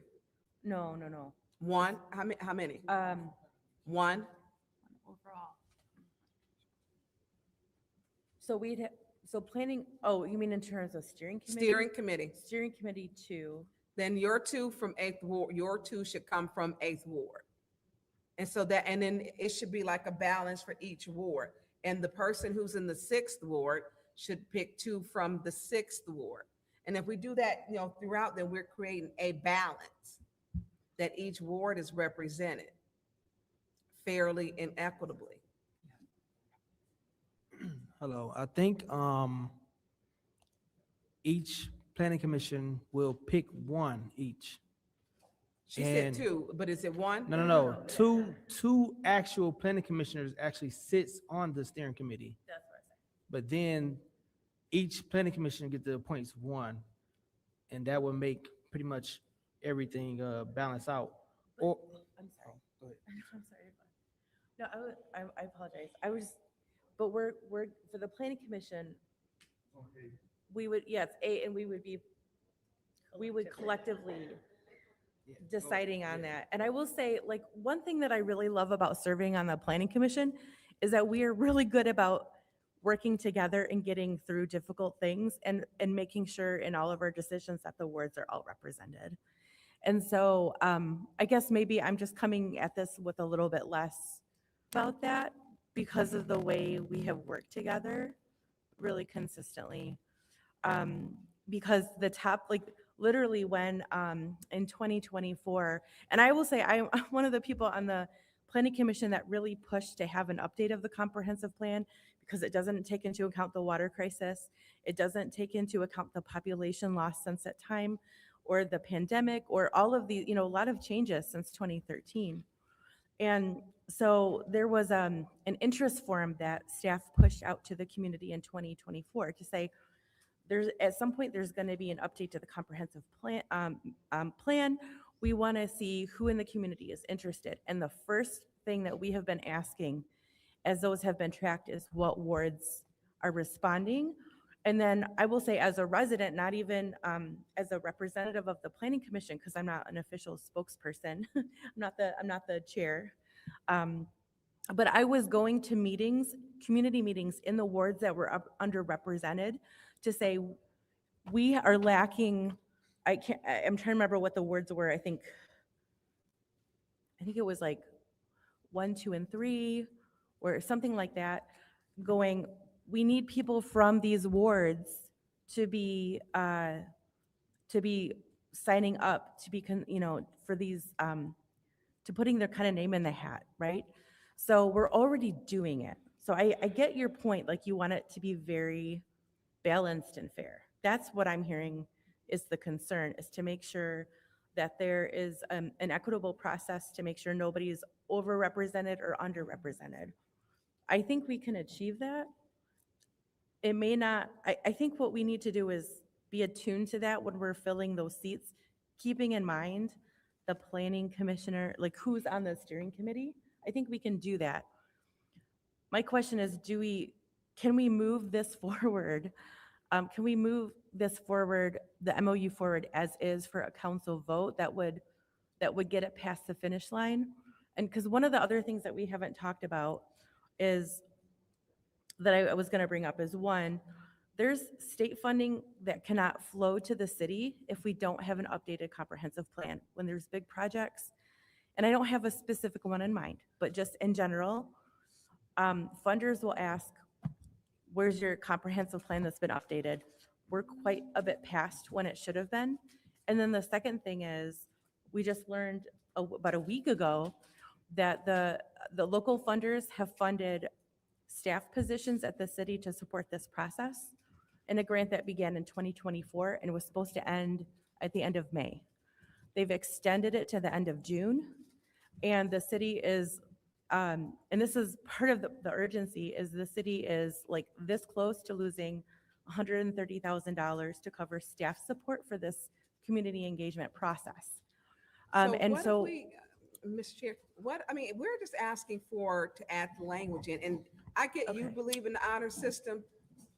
It doesn't always work here, unfortunately. So I'm saying if we can put it in writing, just that, and it looks like that's only where we're at. Okay. To say, let's put it in writing. No, I will not vote to move it until it's in writing, because I've seen things be voted on here and we don't have answers. We just voted on a program to give money to organizations. We don't have not one name of the organizations, 5 of them.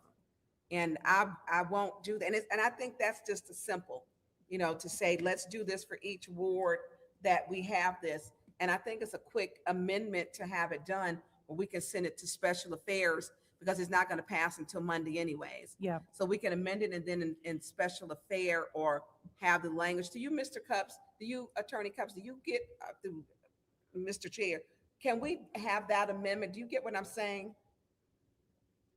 That we have each ward represented where it's equal. Because we need to have it on paper, I'm sorry. may I ask a clarifying question? I don't know if now's a good. I want him to answer first. Sure. And then I definitely understand the point you're making. I have not had any involvement with the drafting of this document. Who drafted it? It's just coming from the planning. I guess it's coming from the planning commission, and we've had support from zoning staff. So it's still, so do you know it's got to be vetted through legal? Did they tell you that? I thought it was vetted through. He's legal saying he hasn't already. seen it. Well, probably another attorney might have. I have not seen it. There You have could not? very well have been another attorney from the law department who has reviewed it. I'm just not sure. Yeah, yeah. Mr. Chair. It's not signed off by an attorney. Okay. I thought, okay. I just, can we rewind? Because I don't know if we ever had the answer about data centers or anything that was asked. So data centers don't even appear in as it stands, the current comprehensive plan. There was some language about an intermodal hub, but see, that's the purpose of having an update, right? Because that's like, and even if you think about like the marijuana ordinance, like none of that existed then. Right. And so if we're not keeping this updated as a living document, we're really falling behind and having strategic ways of planning for our future as a community. So, there wouldn't be, it would be part of the whole conversation for the plan update. But what I was going to ask, and I'm sorry for interrupting. I'm just trying to think through, if we were to add more specific language, what would that look like? And it seems to me that perhaps there needs to be stronger, and where it would appear in here. So, say again? Are you just trying Under to the- have them add the language where it says all Oh, wards will be yeah, equally that's it, represented? yeah. That's it. Oh, okay. So this has to come back to planning commission if we do an amendment. Yes, as I believe, if we were to amend, we would have to take it back to planning commission. That would have to be approved to move it back forward through the channels to get back to you. So even if we tried to move this to special affairs, we still couldn't do it because it would have to be amended, that one section, just to say that all wards would be equally represented, would have to go back through you? I believe that, yes, because it's a document from our body to your body and not Mhm. necessarily a resolution. So I believe that would have to have the approval of the body before it moves back to you. Well, certainly understand, but I also understand my colleague's position of, we have had to learn the hard way that if we do not get it in writing, the intention is whatever it is at the time that the person who said they would do it. Can I ask one clarifying question? If we have 21 members on here, would everybody on council be comfortable saying that, I'm just throwing this out there as, just trying to think about how to operationalize an amendment, that at least each ward would have at least 2, because then it would be 18, right? So when we're looking at the overall composition, council's already each picking 1, and then, mayor and planning commission are filling the rest, right? So. but Right, if because there's- you're trying to come up with an odd number? Yeah. Okay. Well, that's what it has been before, and it was, I felt it was effective back then, because like I said, we had so many different perspectives to. No, to we inform that, clearly so- understand why you need an odd number. It's fine. Like, So- you would be stuck if you did not have an odd number. Yeah, because Yes. either, however we do it, we're gonna end up with an odd number for the sake of voting. So I guess I'm trying to figure out what. So you're saying would more be- specific, like you want to say that each ward would have 2 members? I mean, 2. In the yeah. overall selection, right? Yes. Because I'm hearing what you're saying, but then the question is, what would the actual amendment be, right? So I think maybe where that amendment would come in is under steering committee on page 3, part 2, which talks about the composition of the steering committee overall, right? And it talks about, like I said, a minimum of 90% of members shall reside in the city, but maybe there's a sentence that comes after this that says, yeah, at least 2 from each ward. Also, on page 3, under steering committee, bullet point 6, it reads, the steering committee will not be a broad assigned with decision-making authority over the plan. I don't know if that helps, but, like, Carolyn Bauer said, that,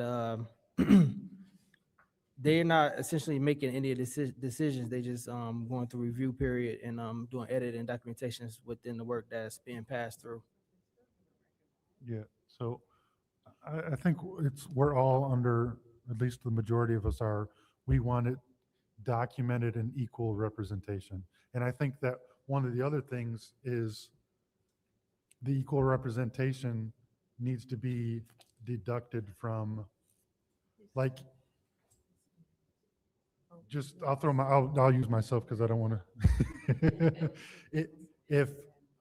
If I'm the council person that is on that committee, and then the 8th Ward council, or the 8th Ward person is on, the 8th Ward Planning Commission person is on there, and then we each appoint a person, and then possibly the mayor throws in an 8th Ward, 5 of the 21, there's a potential it could be out of the 8th Ward.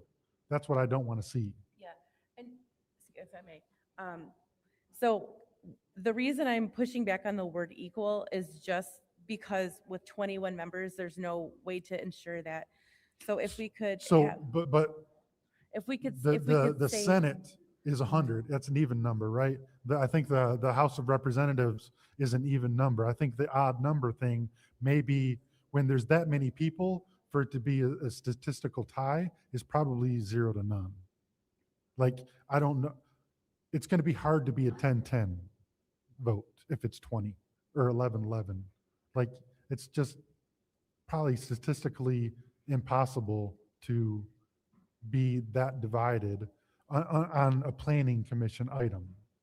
So you're saying we should have 18 or 27? That's what I'm hearing you say. No, no, Right. because there can be folks that are outside, like if we wanted an architect that doesn't live in the city or something like that, like that could be part of the 2 or it could be at least 18 of the members need to be from the ward. And Yeah, I'm saying 3 of them cannot be, or I they're- think we're saying the same thing. but it's not on the document. That's No, what no, we're but, saying. but I get, what I'm trying to do is just brainstorm what that language would be so Sure. that we can move it forward. So if we, I guess what I'm trying to council feedback on is if we're stuck on this, and I'm only speaking for myself because I also feel like this urgency to get this passed, and if we don't have this approved by Monday as it's written, I'm just saying this is the reality of the situation. The city could lose this money. It's kind of a separate issue, but it's connected, right? No offense, but we get told that we're losing money, All the and time. we get fake deadlines, and we get stuff brought before us every week that says, you need to pass this or else. Okay. So I'm not even hearing that. Okay. Not trying to So- be rude, but No, we hear that I every appreciate day. So if this is going to come back to planning commission with some improvement from the city council, what makes sense to me, and I think we would probably want the city attorney to make sure this is cool, is on page 3, under steering committee part 2, add a sentence. Mr. Chair. Yeah. We need to have legal do this because they haven't signed off. Okay. And then to add that, because I think going back and forth, we're staying stuck. Okay. And to make it equal, that's what, they get paid a lot of money for that. So that way we could have it right. Clerk was like, not really. We don't make a lot of Yeah, can we, because I think we're just stuck on just that one to make it equal, which we're all basically saying the same, well, for fair representation.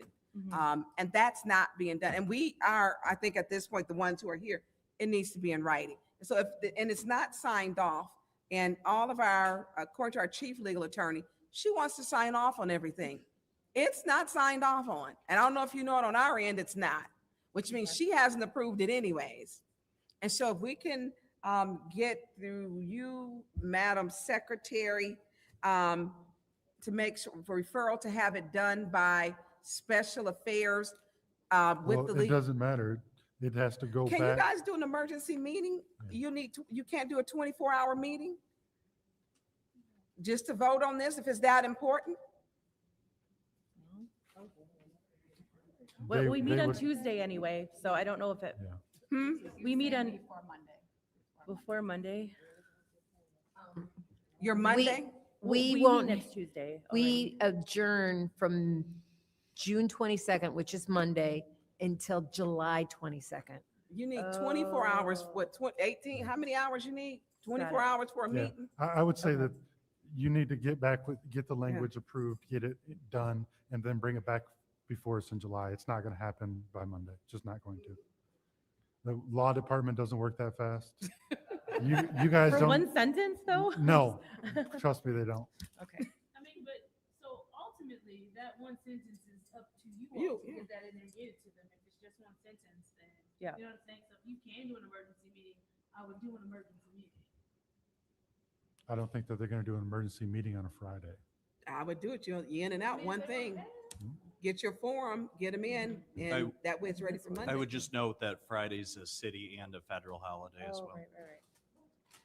It is? Oh, yeah. Juneteenth, Oh. Can't you do a meeting on a Saturday? can you meet Monday, early Monday? Not for us, for them. Can you meet tomorrow at midnight? No. Yeah, I mean, they can meet, So, I mean. At this point, for us, that, we don't need to prove theirs. at this point, I'm just going to take a motion to send it back to planning. I have a question. What if we make the changes and We do, it's a planning document. Yeah. It's no Yeah. different than the zoning thing. So, in one sentence? yeah, we have to approve or deny. So, is there a motion to send this back to planning commission? It's moved. Any support? I'll support it. Fifth word, motion to send this back to planning commission by 7, supported by 5. And then to make you're going to get with legal to make the amendment and get it approved by legal at your next meeting, hopefully. Thank you all for your time. We really Mr. appreciate it. Slaughter, He's gone. Madam Secretary, roll call you trying to get in send that this back to elevator. planning. Yeah, but they need to, why didn't they go to? Mr. Alamin's not in. Dr. Lewis is not in. Ms. Johnson? Yes. Ms. Priestley? Ms. Winfrey Carter, Yes. Ms. Burns, Yes. Ms. Mashat. Mr. Pfeiffer, Yes. Mr. Jarrett is not in. 6 yes, 0 no. Motion to adjourn by the councilwoman in the 7th Ward. Is there support by 4th? Madam Clerk, roll call. Dr. Lewis is not in. Ms. Johnson, Yes. Ms. Priestley, Ms. Winfrey Carter, Ms. Winfrey Carter, Yes. Ms. Burns, Yes. Ms. Mashat, Mr. Pfeiffer, Yes. Mr. Jarrett's not in. Mr. Alamin's not in. 6 yes, 0 no. 6 yes, 0 no, 8:44, we are adjourned.